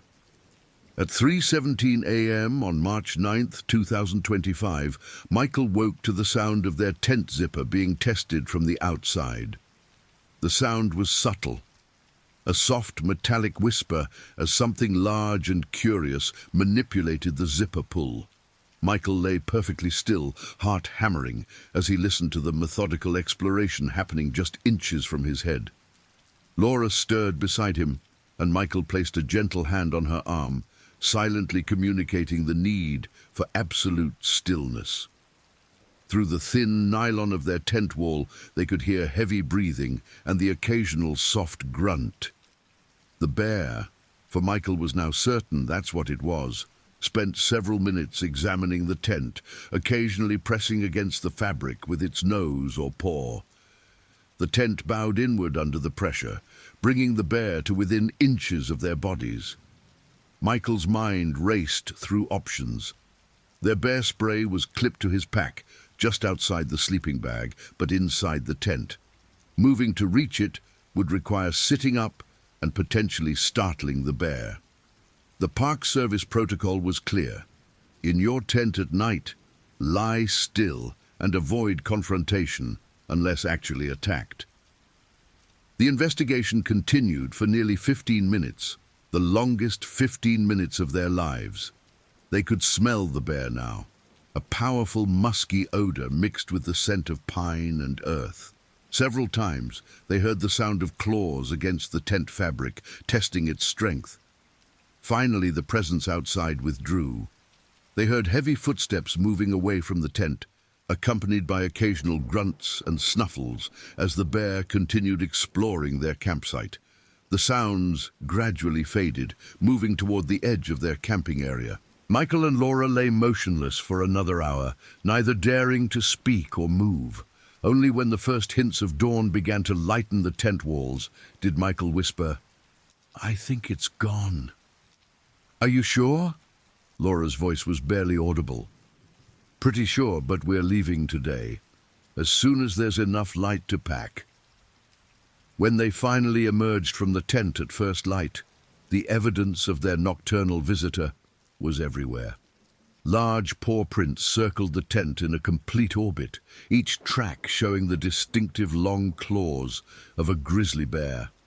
The bear had investigated everything in their campsite, their water bottles, the camp stove, even Michael's boots, which showed clear teeth marks on the leather. "Look at the size of these tracks," Laura whispered, kneeling beside a particularly clear print in a patch of soft earth. The paw was enormous, nearly 12 inches long and 8 inches wide, with claw marks extending another 4 inches beyond the pad. They packed with nervous efficiency, constantly scanning the surrounding forest. Every sound made them freeze: the chatter of a squirrel, the crack of settling wood, the distant call of a raven. The bear could return at any moment. As they prepared to hike out, Michael studied their map one final time. The fastest route back to the trailhead was 3 miles along the same path they'd used coming in. An alternate route was available, but it was longer and required crossing Specimen Creek, which could be difficult with snowmelt. Main trail, he decided. Faster is better right now. They shouldered their packs and set off just as the sun cleared the eastern mountains, walking quickly but trying not to appear to be running. The Park Service advice was clear about not triggering a bear's chase response. For the first mile, everything seemed normal. They made good time on the familiar trail, and Michael began to think they had overreacted to what was probably just a young bear's curious investigation. Then they reached the spot where they had seen the claw marks on the tree the day before. The tree now bore fresh marks, gouges so new that sap was still bleeding from the wounds. But more significantly, the trail itself showed clear evidence of a large bear having traveled this route recently. Fresh scat steamed in the cool morning air, and several saplings had been pushed aside or broken. "It's ahead of us on the trail," Michael realized, studying the sign. The tracks led in the direction they needed to go. "It knows our route." Laura felt a chill of genuine fear. "What does that mean?" "Bears are intelligent. If it's been watching us, it knows how we move, where we go." Michael tried to keep his voice calm, but internally he was fighting panic. This was not the behavior of a merely curious bear. This was stalking behavior. They had 3 options: continue on the main trail and risk encountering the bear, take the longer alternate route, and risk being caught in the open if the bear circled back, or return to their campsite and wait for the bear to move on. None of the options felt safe. "We continue," Michael decided. "But we stay together, make noise, and have the bear spray ready." They resumed hiking, calling out frequently and clapping their hands, all the recommended techniques for avoiding surprise encounters with bears. But as they proceeded along the trail, the signs of bear presence only intensified. More scat, fresher tracks, and increasingly obvious trail markers where the bear had rubbed against trees or broken branches. It was as if the animal was deliberately marking the route, claiming ownership of their escape path. At 10:30 a.m., they reached the point of no return, literally. Behind them, the trail led back to their abandoned campsite and deeper into the backcountry. Ahead, it was 2 miles to the trailhead and safety. Leaving the trail to bushwhack through dense forest would be slower and potentially more dangerous. "We're committed now," Michael said, checking his watch. 2 hours of hiking at most. That's when they heard the sound that every wilderness traveler dreads. The low, rumbling vocalization of a bear that has moved beyond mere curiosity. The sound came from ahead of them on the trail, perhaps 200 yards away, hidden by the thick forest. It was answered almost immediately by another vocalization from their left, off the trail entirely. "There are 2 of them," Laura whispered, her face pale. Michael's mind raced. 2 bears could mean a mother with a nearly grown cub, or 2 males competing for territory. Either scenario was extremely dangerous. His hand found the bear spray, and he quietly removed the safety clip. "Back away slowly," he whispered. "Don't run, don't make eye contact, but we need to get out of here."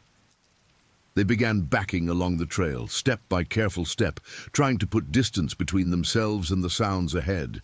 But as they retreated, they heard movement in the forest on both sides of the trail, the subtle sounds of large animals keeping pace with them. They were being herded. The realization hit Michael like a physical blow. The bears weren't just investigating or defending territory, they were actively hunting. The behavior was nearly unprecedented, but climate change and human encroachment had been documented to cause unusual bear behavior throughout the northern Rockies.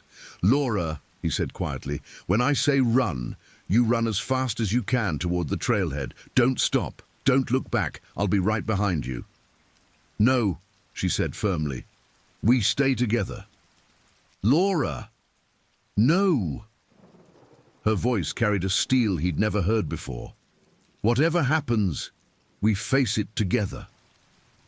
The sounds in the forest grew closer, and Michael could see movement through the trees, dark shapes paralleling their position, staying just out of clear sight. His finger moved to the trigger of the bear spray, knowing it had an effective range of only about 20 feet. Then suddenly the forest fell completely silent. No bird calls, no rustling leaves, no distant sounds of wildlife. Even the wind seemed to have stopped. The silence was more terrifying than any sound could have been. They stood frozen on the trail, backs to each other, scanning the forest in all directions. Michael's breathing was so loud, it seemed to echo in the unnatural quiet. The attack came from a direction they hadn't anticipated. The first bear, the massive male they had unknowingly been sharing territory with for 2 days, emerged from directly behind them, having circled back along the trail they'd just traveled. It was bigger than anything Michael could have imagined, standing nearly 4 feet at the shoulder, even on all fours, with a distinctive silver-tipped coat and a massive head that spoke of tremendous power. The bear was 30 feet away when they first saw it, close enough that Michael could see its small, dark eyes fixed directly on them. It was not displaying the typical warning behaviors. No huffing, no jaw-popping, no mock charges. It simply approached with purposeful determination. "Bear spray," Michael said, his voice surprisingly steady. He raised the canister, aimed it toward the approaching grizzly, and pressed the trigger. The orange spray burst from the canister in a wide cone, carried by a slight breeze toward the bear's face. At 20 feet, it should have been devastatingly effective.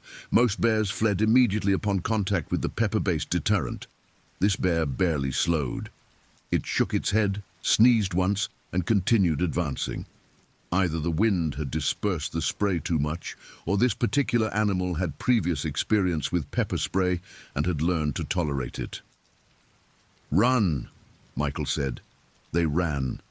Laura sprinted ahead, her lighter weight giving her an initial advantage, while Michael stayed close behind, clutching the now empty bear spray canister. Behind them, they could hear the bear giving chase, a sound like thunder rolling through the forest as 450 pounds of muscle and bone crashed through undergrowth. Grizzly bears can run 35 miles per hour through forest terrain. Michael and Laura, carrying backpacks on an uneven trail, could manage perhaps 15 miles per hour at their absolute maximum effort. The math was not in their favor. They ran for perhaps 200 yards before Michael realized the futility. The bear was gaining ground with every stride, and they were exhausting themselves in a race they could not win. "Tree!" he gasped, spotting a large pine with low branches about 20 feet off the trail. "Climb!" They veered off the path and reached the tree just as the grizzly burst into view behind them. Laura went up first, Michael boosting her toward the lowest branch while she scrambled for handholds in the rough bark. He was right behind her, adrenaline giving him strength he didn't know he possessed. They climbed 20 feet before the bear reached the base of the tree. What happened next contradicted everything they had been taught about bear behavior. Adult grizzly bears, particularly large males, are not supposed to be able to climb trees effectively. Their weight and body structure make them poor climbers compared to black bears. This bear began to climb. Slowly, methodically testing each branch with its weight, the massive grizzly followed them up the tree. Its claws found purchase in the bark, and its powerful shoulders drove it upward, branch by branch. Michael and Laura climbed higher, but the tree was beginning to narrow, and they could feel it swaying under their combined weight. Above them, the branches grew smaller and less stable. Below them, the bear continued its relentless ascent. The top branches won't hold us both, Michael realized. They were now nearly 40 feet off the ground, and the bear was only 20 feet below them, close enough that they could hear its heavy breathing and see the intelligent determination in its eyes. Laura looked down at her husband, seeing the decision forming in his face. "No," she said, "don't even think about it." "One of us has a better chance than both of us," Michael said. "You're lighter, you can get higher." "Michael, no." But he was already moving, making his way around to the opposite side of the tree trunk, trying to draw the bear's attention away from Laura's position. The strategy worked. The bear paused in its climbing and shifted its focus to Michael's movement. For a moment, it seemed the plan might work. The bear appeared confused by having two targets, and its climbing slowed as it tried to decide which human to pursue. Then a branch gave way. Laura had been reaching for a higher handhold when the pine branch, stressed beyond its breaking point by the unusual weight and vibration, snapped with a sharp crack. She fell sideways, managing to catch herself on another branch, but the sudden movement and sound triggered an explosive response from the bear. With surprising agility for such a large animal, the grizzly lunged toward Laura's position, powerful claws raking bark from the tree trunk as it hauled itself upward with renewed determination. Michael acted without thinking. Grabbing a broken branch, he swung it at the bear's head, connecting with enough force to produce a solid thunk against the animal's skull. The bear turned toward him, eyes blazing with fury, momentarily distracted from Laura. "Get higher!" Michael shouted, continuing to wave the branch and make noise to keep the bear's attention focused on him. Laura climbed desperately, reaching branches so small they bent alarmingly under her weight. Below her, Michael was running out of tree, cornered on branches that were already creaking ominously under his weight. The bear was now close enough to swipe at Michael with its claws, massive paws that could easily decapitate a human with a single blow. Michael pressed himself against the tree trunk, trying to stay just out of reach, but he was running out of options.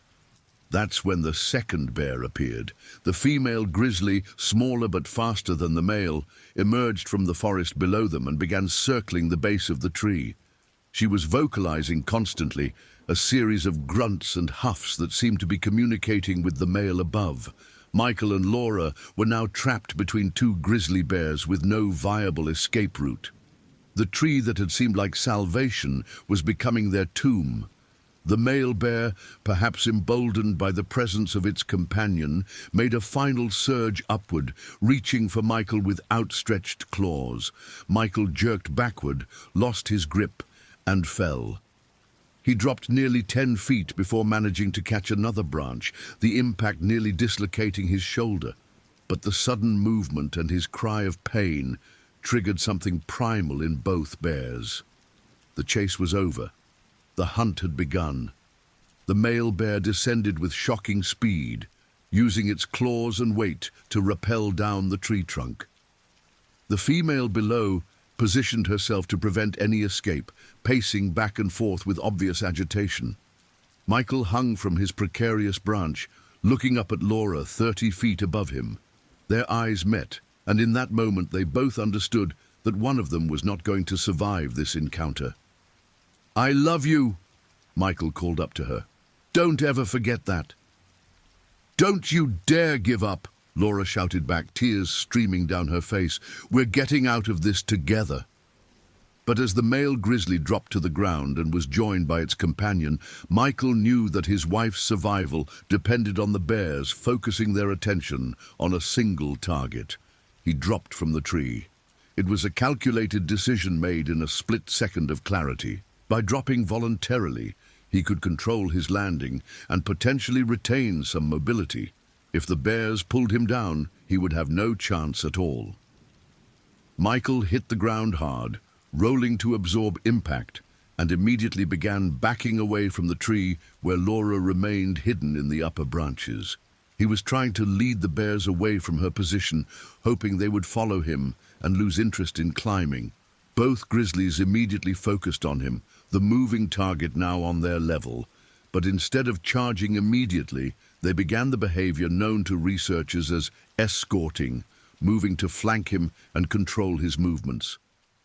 Michael found himself in a small clearing at the base of the tree with a 400-pound male grizzly on his left and a 300-pound female on his right.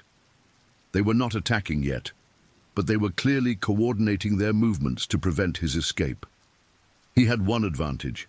Humans are among the few animals that can maintain eye contact with predators without triggering an immediate attack response.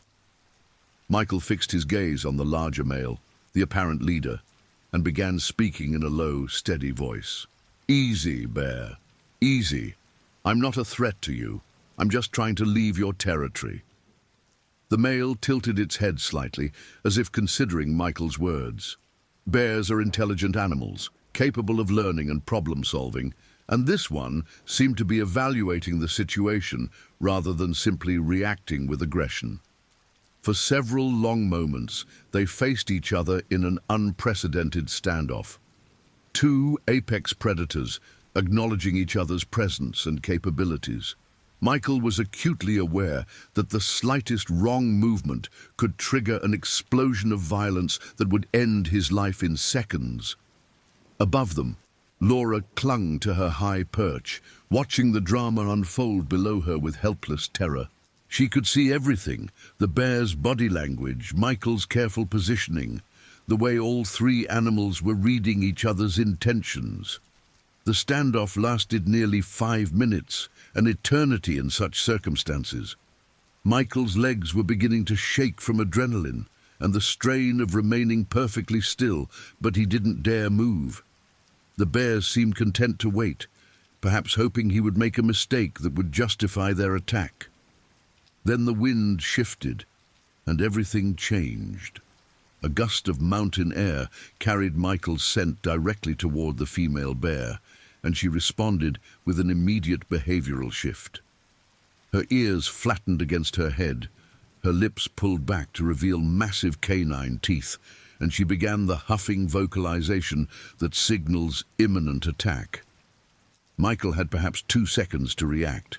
Instead of running, which would trigger both bears to chase, he did something that contradicted every human instinct. He lay down.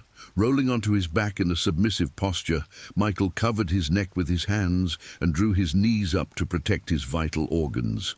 It was the playing dead technique recommended for grizzly encounters, but it only worked if the bears were defending territory rather than hunting for food. The female charged first, covering the 20 feet between them in less than 2 seconds. But instead of the devastating mauling Michael expected, she stopped just short of contact, huffing and woofing in his face. The musky bear smell was overwhelming, and Michael could feel the heat of her breath on his skin. She was testing him, trying to determine if he was truly dead or simply feigning death. Michael remained absolutely motionless, even when she began nudging him with her nose and occasionally batting at him with her paws. The male bear watched this interaction with apparent interest, approaching closer but not participating directly. His behavior suggested he was learning from the female's investigation, letting her take the lead in determining the threat level. For nearly 10 minutes, Michael endured the bear's exploration. They rolled him partially over, sniffed him extensively, and even grabbed his backpack with their teeth, shaking it and tearing it open to investigate its contents. Above in the tree, Laura watched in horror as the bears mauled her husband's pack and pawed at his motionless body. Several times she nearly cried out, certain that she was watching him die, but somehow Michael maintained his death-like stillness. Finally, apparently satisfied that he posed no threat, the bears began to lose interest. The female moved away first, wandering toward the edge of the clearing, while the male continued his examination for a few more minutes before joining her. Michael remained motionless for another 15 minutes after the bears had moved off, listening to their gradually fading sounds as they traveled deeper into the forest. Only when he was certain they were gone did he slowly open his eyes and assess his situation. He was battered and bruised. His backpack was destroyed, and he had several superficial claw marks where the bears had tested him, but he was alive. More importantly, Laura was still safely hidden in the tree above him. "Are they gone?" Laura called down softly. "I think so," Michael replied, slowly sitting up and scanning the forest around them. "But stay up there a few more minutes while I make sure." He spent several more minutes listening and watching for any signs of bear presence before finally giving Laura the all-clear to descend. When she dropped from the lowest branch into his arms, they held each other tightly, both shaking from the aftermath of adrenaline and terror. "I thought you were dead," Laura whispered into his shoulder. "I watched them touching you and I thought—" "I'm okay," Michael said, though he was clearly anything but okay. His hands were shaking uncontrollably, his voice was hoarse from stress, and he winced with every movement. "But we need to get out of here right now, while we still can." They gathered what remained of their salvageable gear and began moving quickly along the trail toward the trailhead. Michael kept looking back, expecting to see the bears following them again, but the forest remained quiet. As they walked, they began to process what had happened to them. The bear encounter had lasted over 2 hours, from the first sighting to their final escape, and it had fundamentally changed both of them. They had faced their own mortality in the most direct way possible and survived through a combination of knowledge, quick thinking, and pure luck. "The rangers need to know about this," Laura said as they walked. "Those bears were hunting us. That's not normal behavior." Michael nodded, still struggling with the reality of what they'd experienced. The coordination, the persistence, the way they worked together. I've never read about anything like that in any bear safety literature. They reached the trailhead at 2:45 p.m., nearly 4 hours after their ordeal had begun.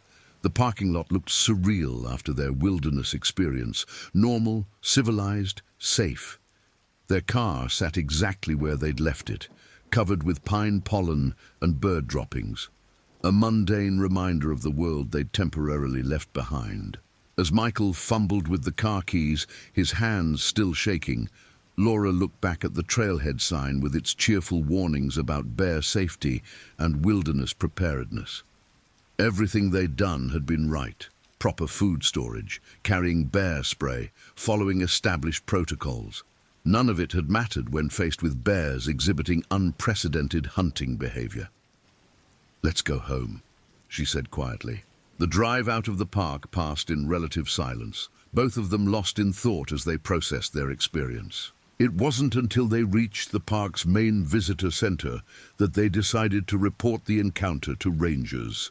Ranger Sarah Martinez had been working in Yellowstone for 12 years and had investigated dozens of bear encounters, but the story Michael and Laura told her was unlike anything in her experience. The coordinated hunting behavior, the persistence of the chase, and the bear's apparent indifference to pepper spray all represented significant deviations from normal grizzly behavior. "You did everything right," Ranger Martinez assured them, taking detailed notes for her report. "The fact that you survived this encounter speaks to your preparation and decision-making under extreme stress, but you're right that this behavior is highly unusual." She explained that climate change had been affecting bear behavior throughout the greater Yellowstone ecosystem. Early emergence from winter dens, changes in traditional food sources, and increased human-bear interactions had all contributed to documented behavioral changes in local grizzly populations.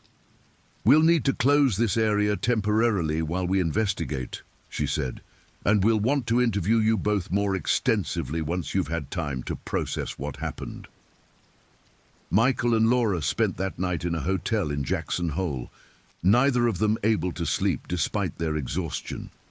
Every sound in the night, a door closing, footsteps in the hallway, even the building's heating system, triggered flashbacks to their ordeal in the forest. "I keep feeling like they're still out there, still hunting us," Laura confided as they lay awake in the darkness. "I know," Michael replied. "I keep expecting to hear that breathing sound or see those eyes watching us." It would be weeks before either of them could sleep through the night without nightmares.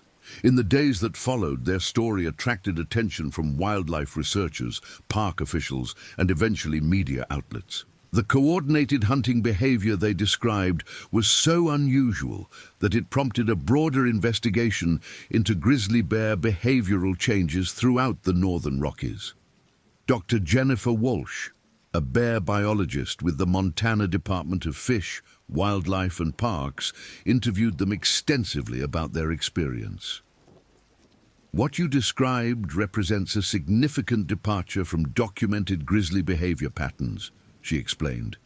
"The persistence, the coordination, the apparent planning, these are behaviors we typically associate with pack predators, not solitary bears."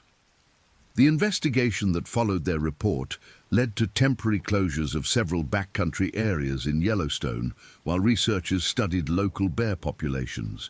Trail cameras were installed throughout the region, and GPS collars were placed on known grizzlies to monitor their movements and behavior patterns. 3 weeks after their encounter, researchers located the 2 bears that had stalked Michael and Laura. The male, designated Bear 847 by researchers, weighed 465 pounds and showed clear signs of having been in multiple conflicts with other bears and possibly humans. Scarring around his face suggested previous encounters with pepper spray, which explained his apparent immunity to their deterrent attempt. The female, Bear 623, was younger but equally large at 310 pounds. Camera footage showed her frequently in association with the male, an unusual partnership that researchers had been tracking for several months. Both bears were ultimately relocated to more remote areas of the park, but not before researchers documented their continued unusual behavior. Trail cameras captured footage of them working together to breach a bear-proof food storage container, using coordinated efforts that suggested problem-solving abilities rarely seen in grizzly bears. Michael and Laura's experience became a case study in changing wildlife behavior and the increasing unpredictability of human-bear encounters in the modern era. Their detailed account, combined with the subsequent research it prompted, contributed to updated safety protocols for backcountry camping in bear country. But for the couple themselves, the immediate concern was simply returning to normal life. Laura struggled to return to her teaching job, finding herself unable to concentrate and experiencing panic attacks whenever she had to stay after school in her empty classroom. The vast windows overlooking the school's wooded playground reminded her too much of scanning forest for hidden threats. Michael fared somewhat better, but found himself obsessively researching bear behavior and wilderness survival techniques, as if accumulating enough knowledge could prevent a similar experience in the future. He installed security cameras around their home, began carrying pepper spray even in urban environments, and had difficulty sleeping without first checking and double-checking all locks and security systems. "We survived," Laura said during one of their counseling sessions with a therapist who specialized in trauma recovery. "Why don't I feel like we won?" The therapist, Dr. Rebecca Stone, explained that surviving a life-threatening encounter often left people with a complex mix of gratitude, fear, and a sense of fundamental vulnerability that could take years to process fully. "You faced something that challenged your basic assumptions about safety and control," she explained. "Your brains are still processing that experience, trying to integrate it with your understanding of how the world works." Recovery was slow and uneven. Some days they felt normal, able to laugh and plan for the future. Other days, a news story about bear attacks or even the sight of dense woods could trigger flashbacks to those terrifying hours in the forest. 6 months later, they attempted a camping trip to a state park near their home, a controlled environment with developed campsites, regular ranger patrols, and no large predators. Even in this safe setting, they struggled with hypervigilance and sleep disruption. Every rustle in the bushes, every snapping branch triggered immediate alert responses. "I don't know if I'll ever feel safe in the woods again," Laura admitted as they packed up their campsite after just one night instead of the planned weekend trip. "Maybe that's not entirely a bad thing," Michael replied. "Maybe we needed to learn that the wilderness isn't a playground. It's a place where we're visitors, not masters." Their experience had taught them something that modern humans often forget, that we are not the apex predators we believe ourselves to be, that nature operates by rules we don't fully understand, and that survival sometimes depends more on luck than preparation.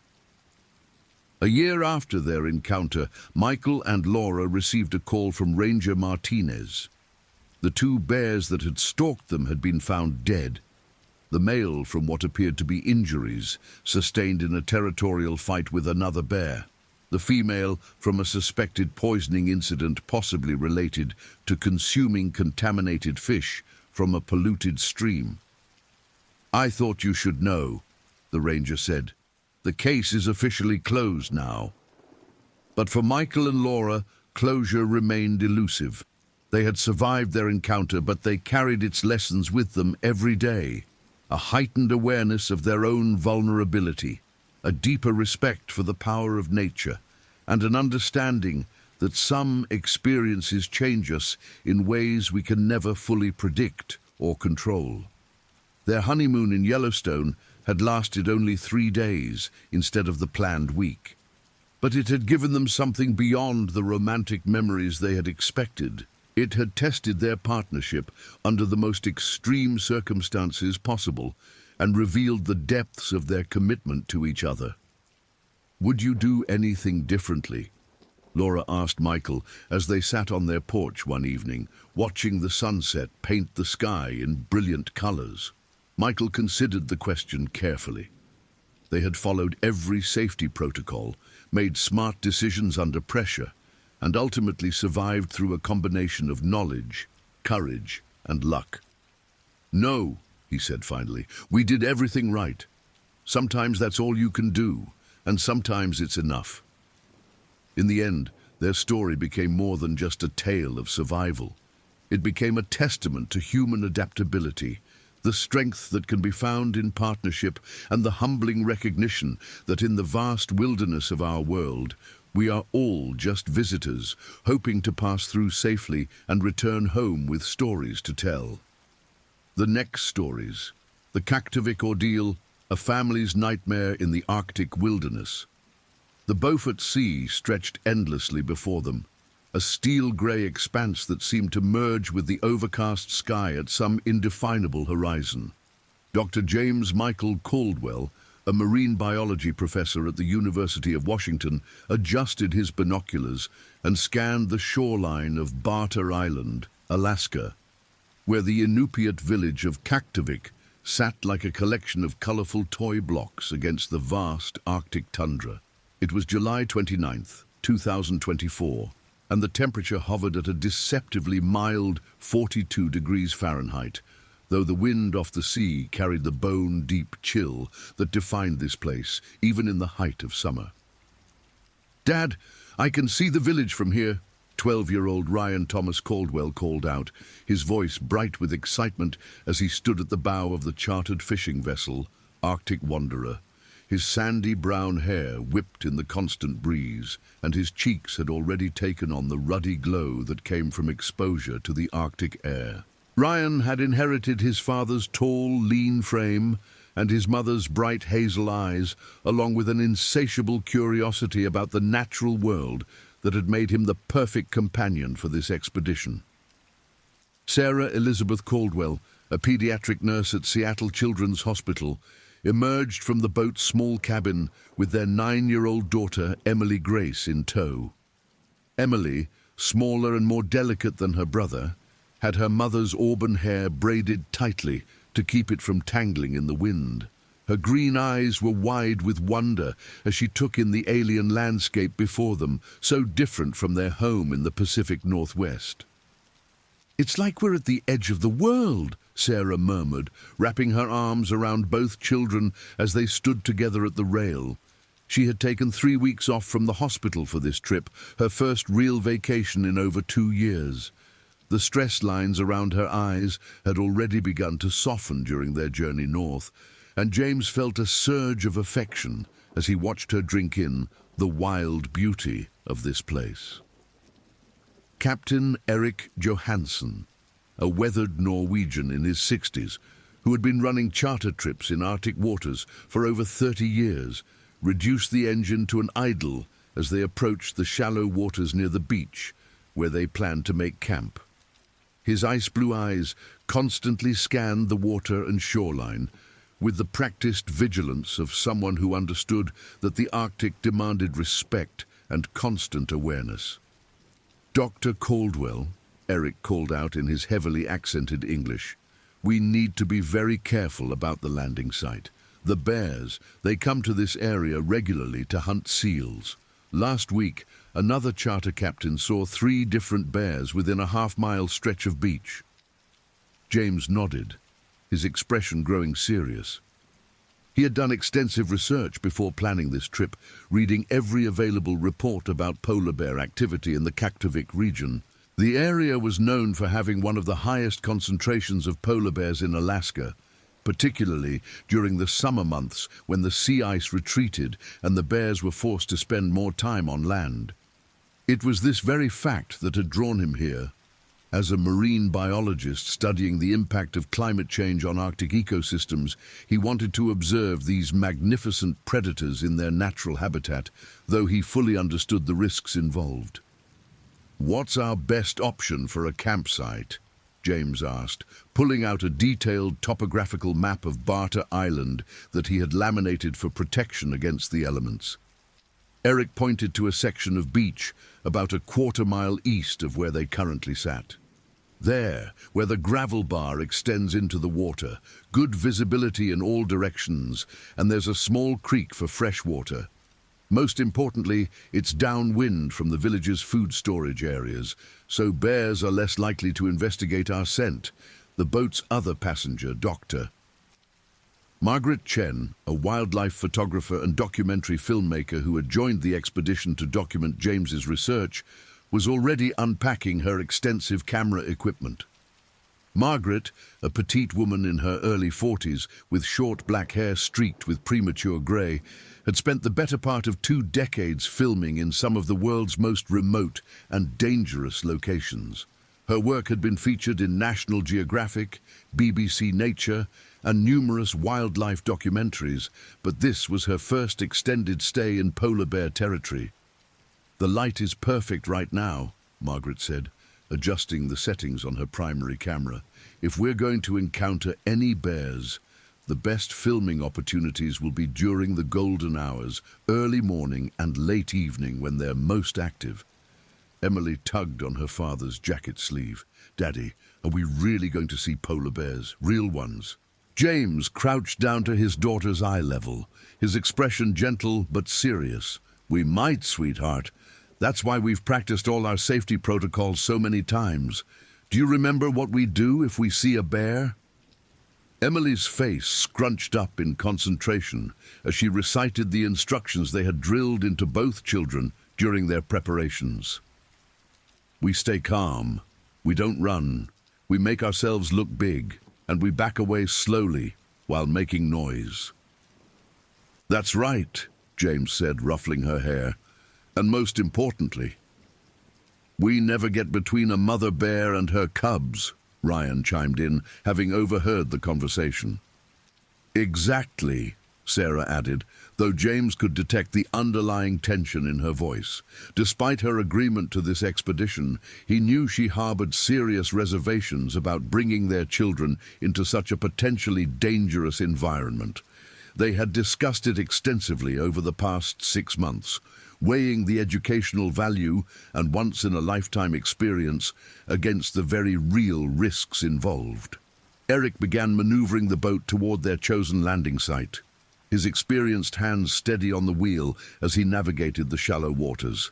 "The tide is perfect now," he announced. "We'll have enough water to get close to shore, but we need to work quickly. Weather report shows a storm system moving in from the northwest. We might have rain and high winds by tomorrow afternoon." The process of unloading their equipment and supplies took nearly 2 hours. James had packed with the meticulous care of a scientist planning an Arctic expedition. 2 high-quality 4-season tents capable of withstanding extreme weather, sleeping bags rated to -40 degrees, a portable weather station, extensive research equipment for water and soil sampling, emergency communication devices including a satellite phone and GPS beacons, and enough food and water for 10 days, though they planned to stay only 5. Margaret's equipment was equally extensive. Multiple cameras, telephoto lenses, a drone for aerial filming, portable lighting equipment, and weather-resistant cases for everything. She worked with practiced efficiency, her movements economical and purposeful as she established her filming equipment in strategic locations around their campsite. The children threw themselves into the work of setting up camp with the boundless energy that only young people seem to possess. Ryan, despite his 12 years, proved surprisingly capable at handling many of the technical aspects of their setup, having spent countless weekends camping with his father in the Cascade Mountains. Emily, while smaller and less experienced, made up for it with enthusiasm and an eagerness to help that touched James's heart. "Look at this place," Sarah said, as they paused in their work to take in their surroundings. The campsite Eric had chosen was indeed perfect from a practical standpoint. The gravel bar extended about 50 yards into the Beaufort Sea, providing excellent visibility in all directions. Behind them, the tundra stretched away in gentle rolling hills covered with Arctic cotton, dwarf willows, and countless varieties of lichens and mosses that painted the landscape in subtle shades of green, yellow, and orange. "It's so quiet," Emily observed, and she was right. The silence was profound in a way that city dwellers rarely experienced. The only sounds were the gentle lapping of waves against the shore, the whisper of wind through the low-growing vegetation, and the occasional cry of Arctic terns wheeling overhead. James set up his weather station with careful precision, recording the initial readings in his field notebook. Barometric pressure, 30.12 inches and falling slowly. Wind speed, steady at 12 miles per hour from the northwest, with gusts up to 18. Temperature, 41 degrees Fahrenheit. Humidity, 78%. All within normal parameters for this location and time of year, but the falling barometric pressure confirmed Eric's weather prediction. As the afternoon wore on, they fell into the rhythm that would define their stay. James collected water samples from the creek and began the process of testing for various chemical markers that would help him understand how climate change was affecting the local ecosystem. Margaret documented everything with her cameras, capturing not just the scientific work, but the family dynamics and the raw beauty of their surroundings. The children explored the immediate area around camp with the fearless curiosity of youth, but always within sight and under the watchful eyes of their parents. They collected interesting rocks, marveled at the unusual Arctic plants, and peppered their father with endless questions about everything they saw. "Why is the water so cold even though it's summer?" Emily asked, having tested the creek water with her fingertips. "Because we're so far north," James explained, settling into his role as teacher and guide. "Even in summer, the sun never gets very high in the sky here. Plus, this water has been frozen as ice for most of the year. It's only been liquid for a few weeks." Ryan, meanwhile, had discovered what appeared to be animal tracks in the soft mud near the creek's edge. "Dad, come look at this." James hurried over, immediately recognizing the distinctive shape of the prints. His heart rate quickened as he crouched down to examine them more closely. They were clearly polar bear tracks, and recent ones at that. No more than a day old, judging by the sharpness of the claw marks and the fact that they hadn't been eroded by wind or water. "What is it?" Sarah asked, reading the tension in her husband's posture. "Bear tracks," James said quietly, not wanting to alarm the children, but knowing that honesty was essential for everyone's safety. A big one, by the look of it. Margaret immediately began photographing the tracks, her professional instincts taking over. "These are incredible," she murmured. "You can see every detail, the pad, the claws, even the fur marks."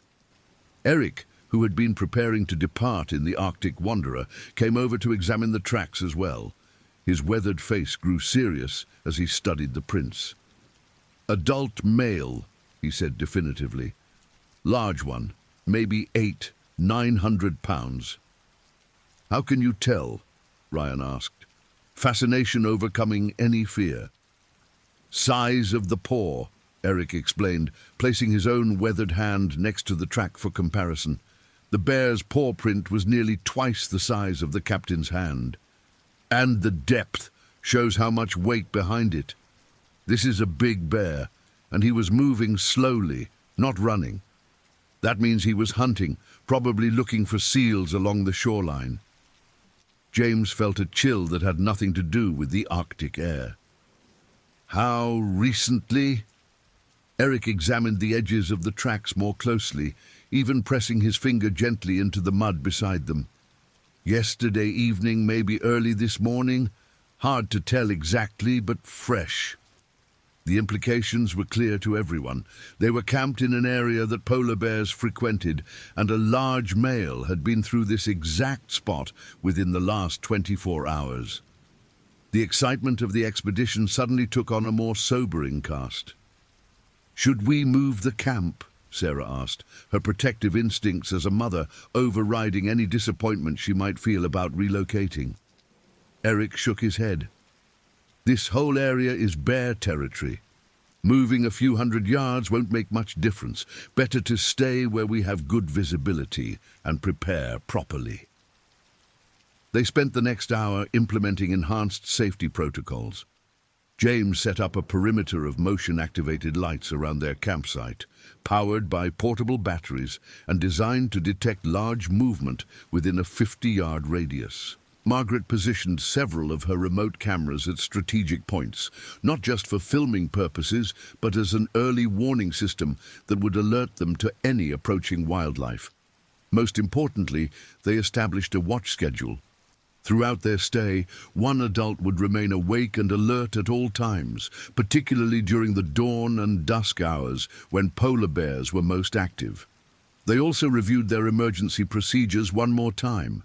If a bear approached the camp, they would retreat into the larger tent, which was reinforced and had multiple exit points, use air horns and flare guns to attempt to scare the animal away, and if necessary, activate their emergency beacons to summon help. As evening approached and Eric prepared to return to Kaktovik village for the night, he offered one final piece of advice.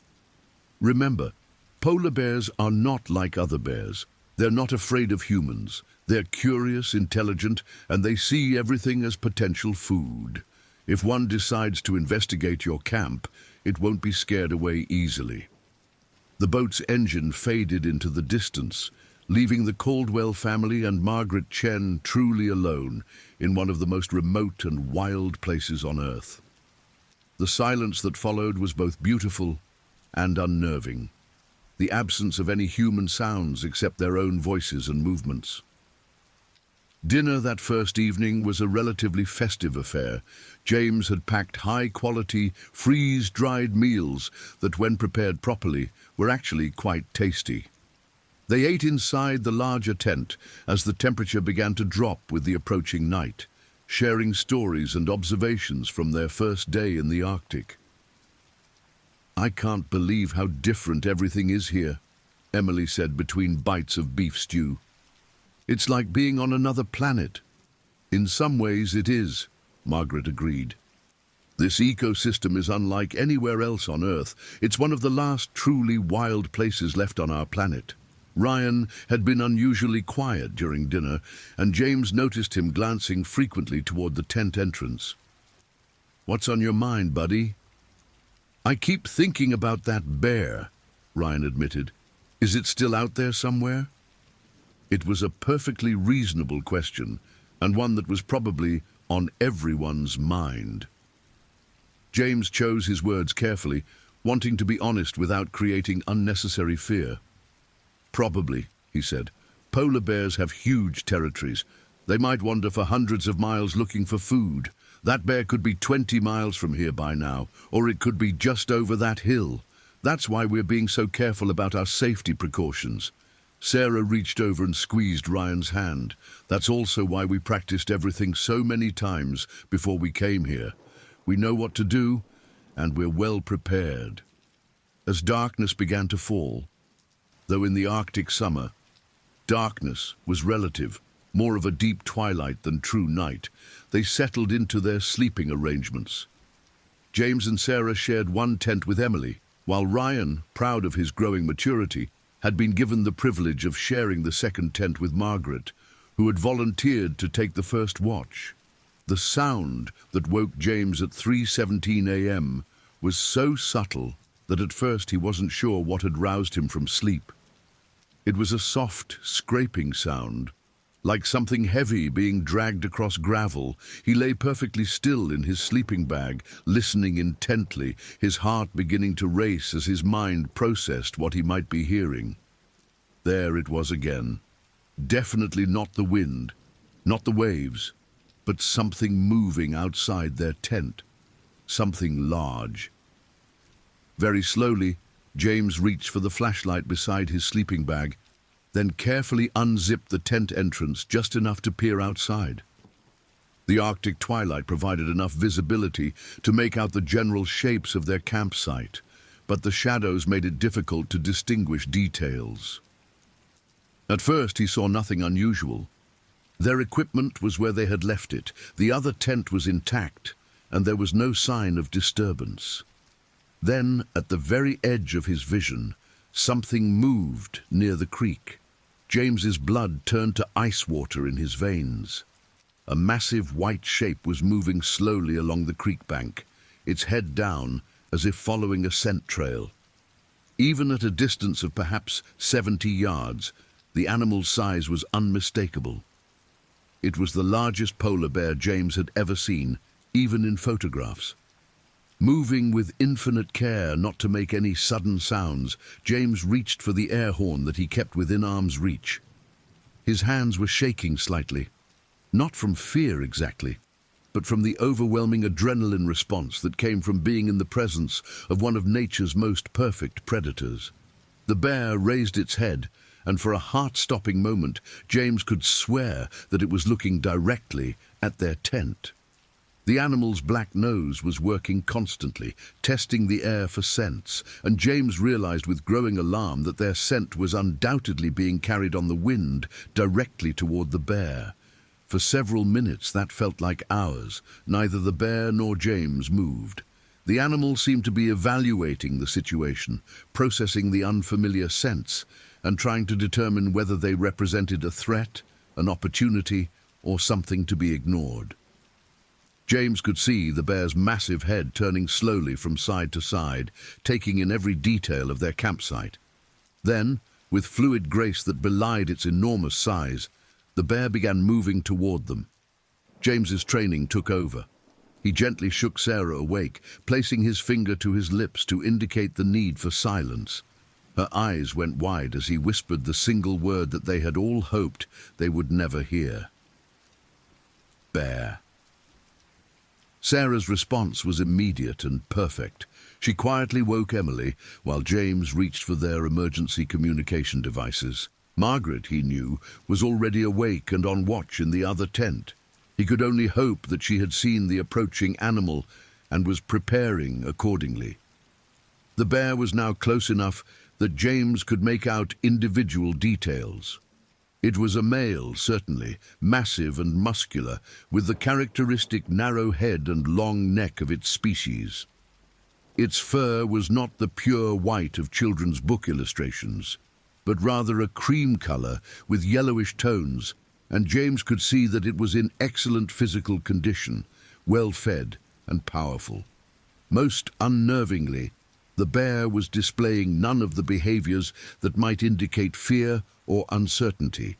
It approached their camp with the confident gait of an animal that had never encountered anything it couldn't handle, moving directly toward their tent with what appeared to be deliberate intent.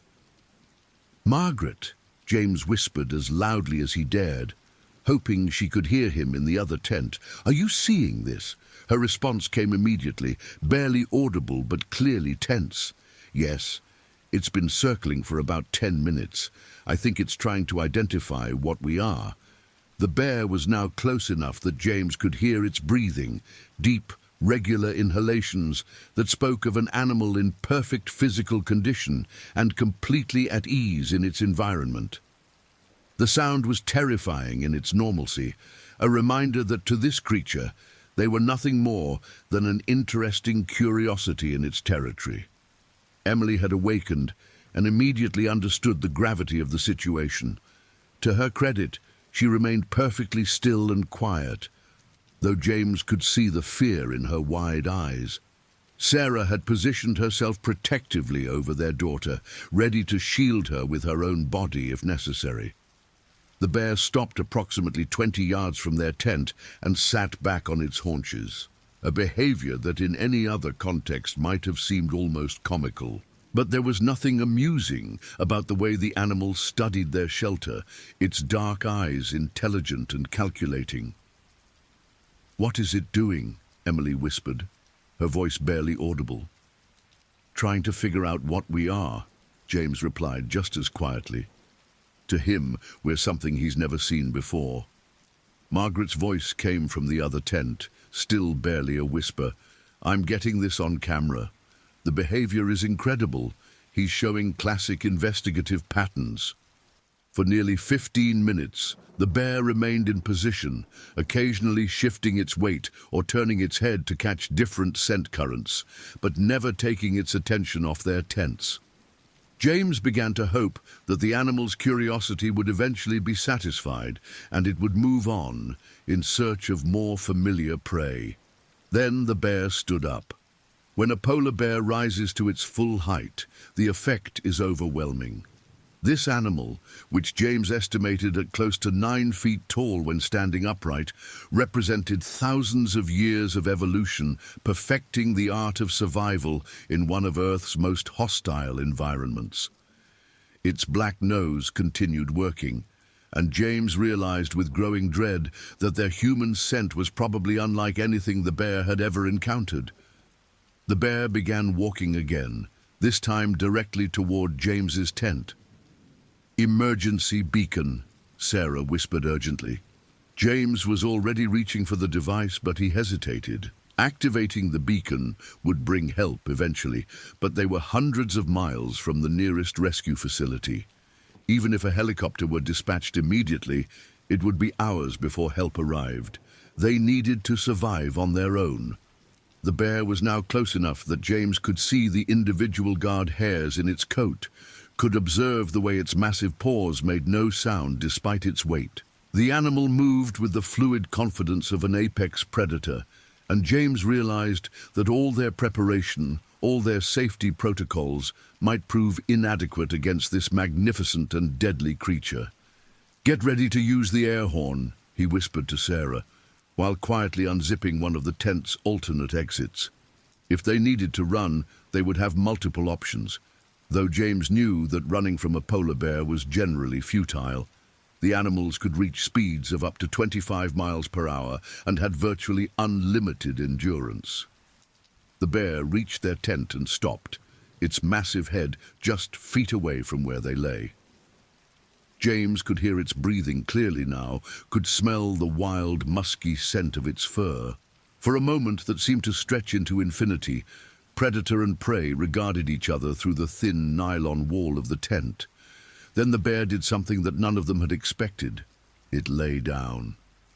The massive animal settled itself next to their tent, its body actually touching the fabric wall, and appeared to make itself comfortable. It was still alert, still watching and listening, but it had assumed a resting position that suggested it intended to stay for a while. "Oh my God," Margaret breathed from the other tent. "I've never seen behavior like this. It's like he's decided to adopt you." James felt a mixture of terror and fascination.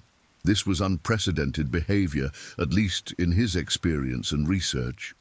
Polar bears were not known for lingering around human encampments unless they were specifically seeking food. This animal appeared to be motivated by pure curiosity. "What do we do now?" Sarah whispered. It was a question that their emergency protocols hadn't specifically addressed. They had planned for scenarios where a bear approached and then either left or became aggressive. They had not prepared for a situation where a massive predator decided to take up residence next to their tent. "We wait," James decided. Any sudden movement or loud noise might startle him into aggressive behavior. As long as he stays calm, we stay calm. Emily, who had been silent for the past several minutes, suddenly whispered a question that cut to the heart of their situation. "Daddy, is he going to hurt us?" James considered his answer carefully. Honesty was important, but so was maintaining his daughter's emotional stability. "I don't think so, sweetheart. He's curious about us, but he doesn't seem angry or afraid. If he wanted to hurt us, he probably would have done it already." It was, James realized, probably true. Polar bears were capable of incredible bursts of speed and strength when motivated to attack. This animal had approached them slowly and deliberately, showing none of the body language typically associated with predatory behavior. Outside their tent, the bear shifted position slightly, and James could actually feel the animal's weight and warmth through the tent wall. It was simultaneously the most terrifying and most remarkable experience of his life, separated from one of nature's most powerful predators by nothing more than a thin layer of fabric. Margaret's camera was still running, documenting this extraordinary encounter. "This is going to revolutionize our understanding of polar bear behavior," she whispered. "The scientific value of this footage is incredible." As the hours passed, the bear remained in position, occasionally shifting its weight or raising its head to test the air, but never moving away from their tent. James found himself developing a strange sort of familiarity with the animal's presence, learning to interpret its breathing patterns and movements. Dawn began to break around 4:30 a.m., bringing with it a gradual increase in visibility and temperature. The bear stirred as the light grew stronger, raising its massive head to survey the landscape with the casual confidence of an animal that owned everything it could see. Sarah had managed to doze fitfully during the night, but James had remained awake, hyper-aware of every sound and movement from their massive companion. Emily had eventually fallen asleep, pressed against her mother, but Ryan had stayed awake in the other tent, fascinated, despite his fear, by the proximity of such an incredible predator. As the morning light grew stronger, James got his first truly clear look at their visitor. The bear was even larger than he had initially estimated, with a massive skull and powerful shoulders that spoke of an animal in its prime. Its coat was thick and healthy, suggesting good nutrition despite the challenging environment. Most remarkably, there were no visible scars or injuries that might indicate previous conflicts with humans or other predators. "He's beautiful," Emily whispered, having awakened as the light increased. James had to agree.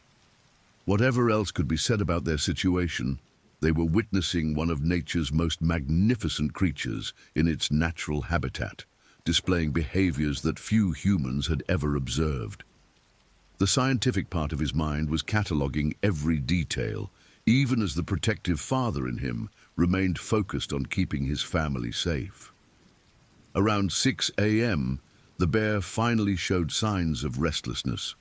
It raised itself to a sitting position and began looking around with more purpose, as if remembering that it had other business to attend to.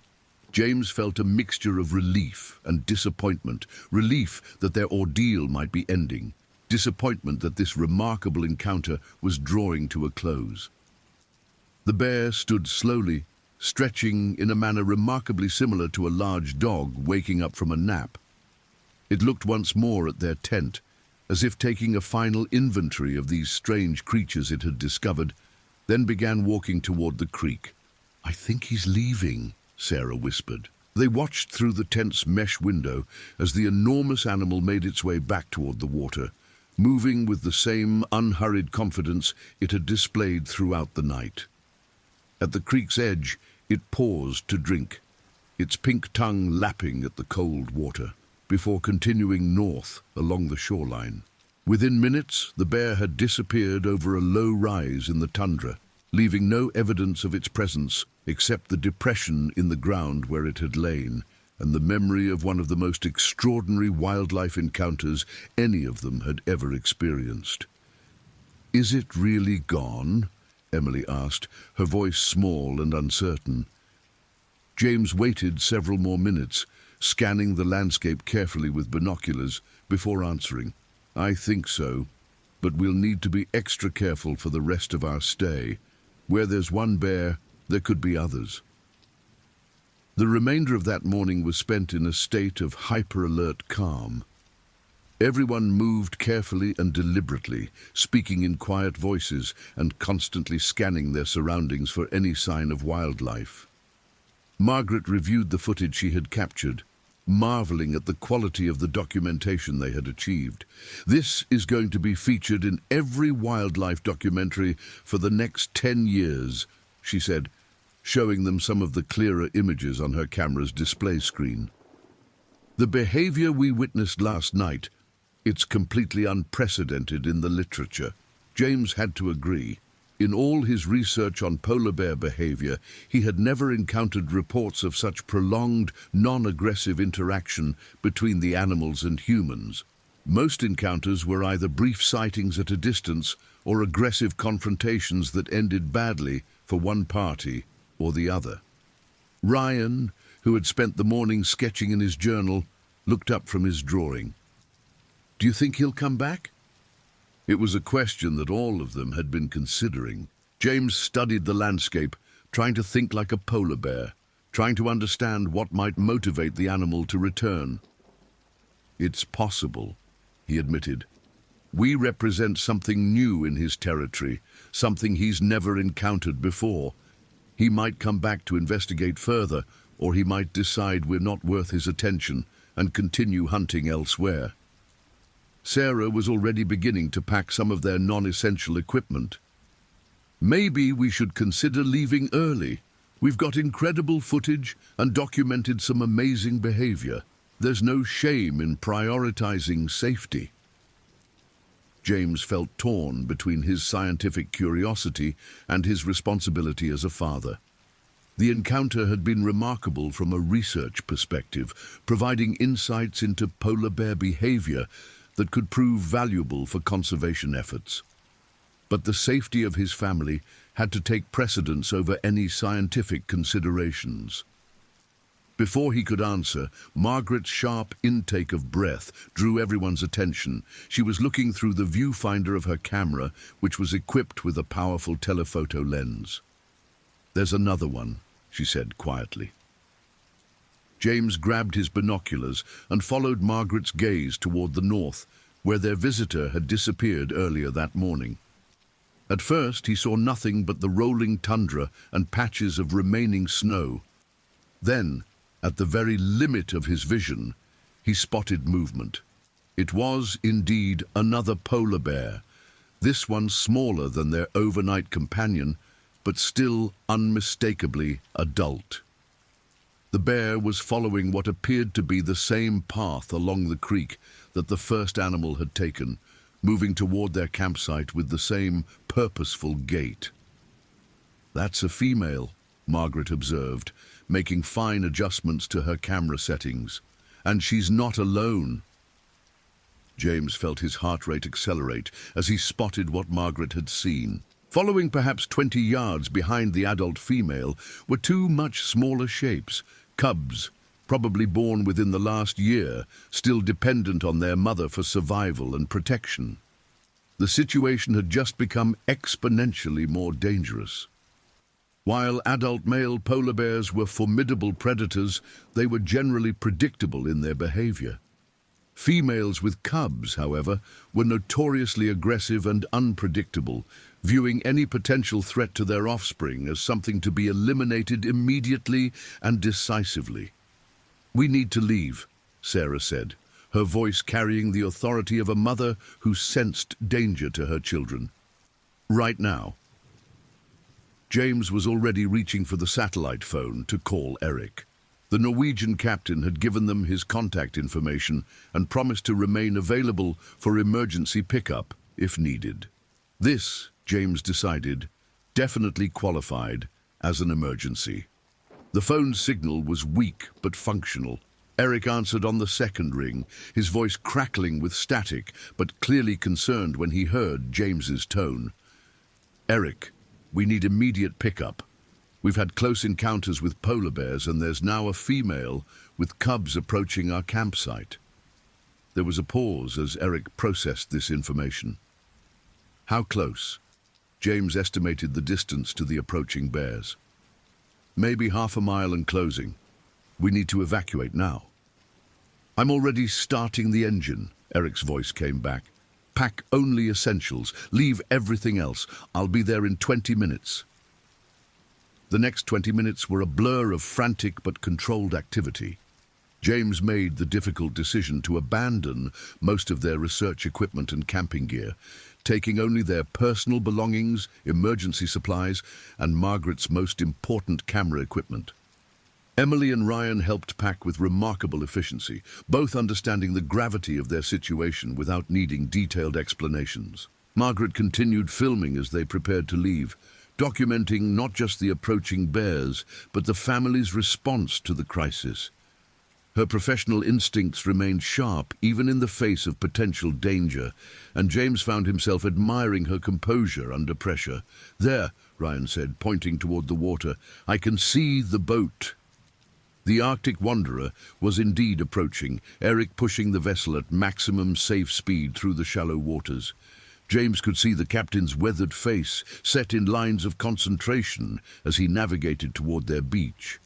The female bear and her cubs were now clearly visible without binoculars, perhaps 300 yards away and still approaching at a steady pace.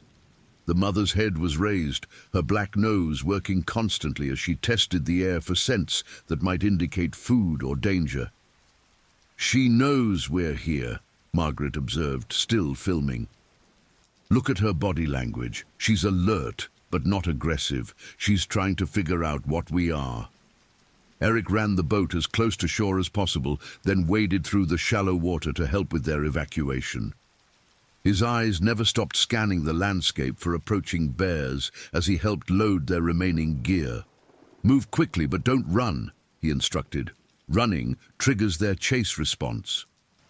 They formed a human chain to transfer their belongings to the boat, working with quiet efficiency born of necessity. James kept one eye on their work and one on the approaching bears, which had now closed to within 200 yards. Emily was the first to be lifted into the boat, followed by Ryan and Sarah. Margaret insisted on being last, continuing to film until the final possible moment. James and Eric worked together to push the boat back into deeper water, both men trying not to think about how vulnerable they were while standing waist-deep in the frigid Arctic water. "Go, go!" Eric shouted as he hauled himself over the boat's side. The engine roared to life, and they began moving away from shore just as the female bear emerged from behind a low ridge that had concealed the final stage of her approach. From the safety of the boat, they could see that she was indeed a magnificent animal, smaller than the male they had encountered during the night, but still powerfully built and clearly alert to their presence. Her cubs, tumbling along behind her with the playful energy of young animals, appeared healthy and well-fed. The mother bear reached the water's edge just as the boat moved beyond the range of even her remarkable swimming ability. She stood at the surf line for several minutes, watching them depart with what appeared to be curiosity rather than aggression. Her cubs splashed in the shallow water, apparently unaware that they had just missed an encounter with the strange land creatures that had briefly invaded their territory. Incredible, Margaret breathed, reviewing the footage on her camera's display. We documented behaviors that no one has ever filmed before. As the shoreline of Barter Island receded behind them, James felt a complex mixture of emotions. Relief, certainly, that his family was safe and that their encounter with the polar bears had ended without violence or injury. Excitement at having witnessed such remarkable animal behavior in its natural setting, but also a profound sense of humility at having been reminded of humanity's place in the natural world. "Dad," Emily said, settling next to him as they headed back toward Kaktovik village, "will you write about what we saw?" James wrapped his arm around his daughter, still amazed at how calmly she had handled their ordeal. "Yes, sweetheart. This is the kind of experience that scientists spend their entire careers hoping to have. We need to share what we learned." Sarah moved closer, creating a family huddle in the boat's stern as they watched the Arctic landscape slide by. "What did we learn?" It was a good question. One that would take James weeks to fully process and analyze. On the surface, they had documented unprecedented polar bear behavior that challenged many assumptions about how these animals interacted with humans. But on a deeper level, they had been reminded of the wild's fundamental otherness, its indifference to human plans and expectations. "We learned that we're guests in places like this," James said finally. "We can visit, we can observe, we can try to understand, but we can never really control or predict what will happen. That bear last night, he could have hurt us at any time, but he chose not to. We were completely at his mercy, and he showed us mercy." Margaret, who had been quietly reviewing her footage, looked up with an expression of wonder. The scientific implications of what we documented are enormous. This footage is going to change how researchers think about polar bear cognition and social behavior. Eric, steering them back toward the relative safety of Kaktovik, offered his own perspective from decades of experience in Arctic waters. "In 30 years of doing this work, I've seen maybe a dozen polar bears up close. What you experienced, that's something maybe one person in a million will ever see." As they approached the harbor at Kaktovik, word of their encounter had somehow already spread through the small community. Several of the village elders were waiting on the dock, their weathered faces showing a mixture of concern and curiosity about the outsiders who had spent a night in the presence of the great white bears. Thomas Kanguk, a respected Inupiat hunter and storyteller in his 70s, listened carefully as James recounted their experience. His dark eyes never left James's face as the scientist described the overnight vigil with the massive male bear. "That bear, he was curious about you," Thomas said when James finished. "In our stories, sometimes the bears choose certain people to observe, to learn from. Maybe he was trying to understand what kind of creatures you were, whether you belonged in his world." It was a perspective that James, with his scientific training, might normally have dismissed as folklore. But after their experience, he found himself open to alternative explanations for what they had witnessed. The bear's behavior had been so unusual, so contrary to everything he thought he knew about polar bear psychology, that traditional scientific models seemed inadequate to explain it. Emily, who had been listening intently to Thomas's words, asked a question that cut to the heart of the matter. "Do you think he was trying to be our friend?" Thomas smiled at the young girl's directness. "Maybe not friend, little one, but maybe not enemy either. Sometimes the animals want to understand us just as much as we want to understand them. Over the following days, as they waited for weather to clear enough for their flight back to civilization, the Caldwell family found themselves somewhat reluctant to leave. Despite the terror of their encounters with the polar bears, there had been something profoundly moving about their brief integration into the Arctic ecosystem. Margaret worked tirelessly to organize and catalogue her footage, recognizing that she had captured something truly special. Several of her shots showed the male polar bear in remarkable detail, documenting behaviors and expressions that revealed a complex intelligence behind those dark eyes.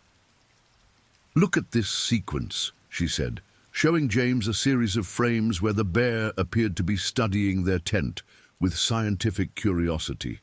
"You can actually see him processing information, making decisions about how to respond to us."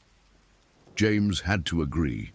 The footage revealed layers of behavior that were invisible in real time, but became apparent when analyzed frame by frame. The bear's approach to their campsite had been methodical and deliberate, showing none of the impulsiveness that characterized most wildlife encounters. Ryan spent hours writing in his journal, trying to capture not just the facts of what had happened, but the emotions and sensations of being so close to such powerful predators. His 12-year-old perspective brought a freshness to the experience that complemented his father's scientific analysis. "It was like being in a nature documentary," he wrote, "except we were part of the story instead of just watching it." Sarah found herself reflecting on the experience from her perspective as a healthcare professional. The family's response to extreme stress had revealed strengths and capabilities she hadn't known they possessed. Emily's courage, Ryan's composure, James's leadership under pressure, all had been tested and proven. "We work as a team," she told James as they sat together watching the sun move slowly across the Arctic sky. "Even in the most frightening situation any of us has ever faced, we stayed together and took care of each other." The weather finally cleared on their 4th day in Kaktovik, allowing for their scheduled flight back to Anchorage. As their small aircraft lifted off from the gravel airstrip, James looked down at the landscape where they had experienced their encounter with the polar bears. From the air, the vastness of the Arctic was even more apparent. Their campsite, which had seemed like the center of the universe during their bear encounters, was nothing more than a tiny speck on an endless expanse of tundra and water. It put their experience into perspective. They had been brief visitors in a world that existed on scales of time and space that dwarfed human comprehension. The flight south took them over landscapes that gradually transitioned from Arctic tundra to boreal forest to the temperate coastal regions of Alaska. Each mile they traveled took them further from the world of the polar bears and back toward human civilization with its artificial lights, controlled temperatures, and predictable routines. "I feel like we're leaving something important behind," Emily said as she watched the wilderness pass beneath them. James understood exactly what she meant. Their encounter with the polar bears had connected them to something primal and essential about the natural world, something that was easily forgotten in the comfort and safety of modern life. Back in Seattle, their story quickly attracted attention from the scientific community and wildlife organizations. Margaret's footage was indeed revolutionary, providing new insights into polar bear behavior that challenged existing research paradigms. James found himself invited to present their findings at conferences and symposiums, where audiences listened with rapt attention to their account. But beyond the scientific significance, their experience had profound personal implications for each family member. They had faced one of nature's most formidable predators and emerged not only unharmed, but enriched by the encounter. The confidence and perspective gained from that experience would influence their lives for years to come. Emily developed a passion for wildlife conservation that would eventually lead her to pursue a career in environmental science. Ryan's interest in animal behavior grew into a lifelong fascination with ethology and animal psychology. Sarah found that her experience with extreme stress in the Arctic made her even more effective in handling medical emergencies at the hospital. For James, the encounter became a defining moment in his scientific career. The footage and observations from their Arctic expedition contributed to several research papers that advanced understanding of polar bear cognition and human-wildlife interaction. More importantly, it reinforced his belief that direct field experience was irreplaceable in understanding natural systems. Margaret's documentary, The Kaktovik Encounter, premiered at several international film festivals and was eventually picked up by National Geographic. The film brought global attention to the challenges facing polar bears in a changing Arctic environment, using the Caldwell family's experience as a lens through which to examine larger conservation issues. Months later, as James was preparing for another research expedition, this one to the Antarctic to study penguin populations, he received an unexpected letter from Thomas Kanguk in Kaktovik. The Inupiat elder had heard about their continued work and wanted to share something he had learned from other hunters in the region. The massive male polar bear that had spent the night beside their tent had been spotted several more times throughout the summer, always in the same general area where they had encountered him. Other visitors to the region had reported sightings of the animal, but none had experienced the kind of prolonged, peaceful interaction that the Caldwells had documented. "The bear remembers you," Thomas wrote in his careful English. "Our hunters say he's still curious about people, but not afraid. Maybe you taught him something about humans, just as he taught you something about bears." It was a perspective that James found both humbling and hopeful. If their encounter had indeed influenced the bear's future interactions with humans, it suggested the possibility of coexistence rather than conflict between species. In a world where human-wildlife conflicts were becoming increasingly common, such possibilities took on profound importance. The experience also reinforced James's commitment to conservation education. Through speaking engagements and published articles, he shared not just the scientific insights from their expedition, but the emotional and psychological impact of direct encounter with threatened wildlife. His message resonated with audiences who had never experienced such extreme wilderness conditions, but could understand the fundamental importance of preserving places where such encounters remained possible. Years later, when Emily was applying to graduate school in conservation biology, she wrote her application essay about that night in the Arctic when a massive polar bear had chosen to lie down beside their tent. She described how the experience had shaped her understanding of humanity's relationship with the natural world and her commitment to protecting threatened ecosystems. "We are not separate from nature," she wrote. "We are part of it, for better or worse." That night in Alaska taught me that our choices about how we live, what we consume, and how we treat the environment have direct consequences for animals like that polar bear. Conservation isn't just about protecting animals, it's about preserving the connections that make us human. The story of their Arctic encounter became part of the family's shared mythology, retold and refined over countless dinner conversations and family gatherings. Each telling brought new insights and perspectives, new understanding of what they had experienced and what it meant for their lives. For James, the memory remained as vivid as if it had happened yesterday. Sometimes, late at night in his laboratory or office, he would find himself thinking about those hours when they had shared space with one of nature's most magnificent predators. The experience had taught him humility, respect for the wild, and the importance of approaching nature as a guest rather than a conqueror. The Arctic, with its harsh beauty and unforgiving conditions, had tested their family and found them capable. More importantly, it had reminded them that there were still places on Earth where humans were not the dominant species. where the natural world operated according to its own ancient rules and rhythms. Their encounter with the polar bears had lasted less than 24 hours, but its influence would last for the rest of their lives. It had shown them the possibility of peaceful coexistence with wildlife, the importance of respecting natural systems, and the profound connections that link all living things. In the end, perhaps that was the most important lesson of their Arctic adventure, that despite all of humanity's technological achievements and urban environments, we remain part of the natural world. Our encounters with truly wild places and creatures remind us of that connection and our responsibility to preserve it for future generations. The great white bear that had chosen to spend a night beside their tent had taught them something that no textbook or documentary could convey.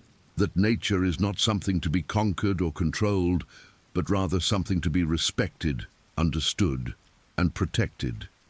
It was a lesson worth risking everything to learn, and one that would guide their choices for years to come. The story of the Kaktovik encounter became more than just a family adventure or scientific discovery. It became a testament to the possibility of finding wonder and meaning in direct contact with the natural world, even in an age when such contacts are increasingly rare and precious. As James often concluded when sharing their story with audiences, "We went to the Arctic to study polar bears, but the bears ended up studying us.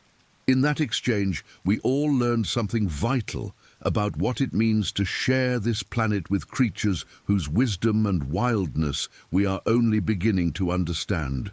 The memory of that massive white shape settling beside their tent, the sound of its breathing through the Arctic night, the profound sense of being evaluated by an intelligence utterly different from their own, these would remain with them always, a reminder of the magic that still exists in the world for those brave enough to seek it out and humble enough to receive its lessons.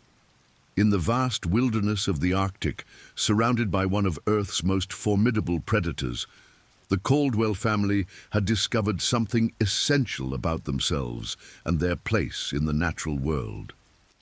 It was an encounter that changed them all, leaving them with a deeper appreciation for the wild and a stronger commitment to its preservation. Their story continues to inspire others to seek their own connections with the natural world, to approach wilderness with respect and humility, and to remember that we are not separate from the ecosystems that sustain all life on Earth. In sharing their experience, they keep alive the possibility that humans and wildlife can coexist, that conservation is possible, and that there are still wonders in the world waiting to be discovered by those who have the courage to seek them.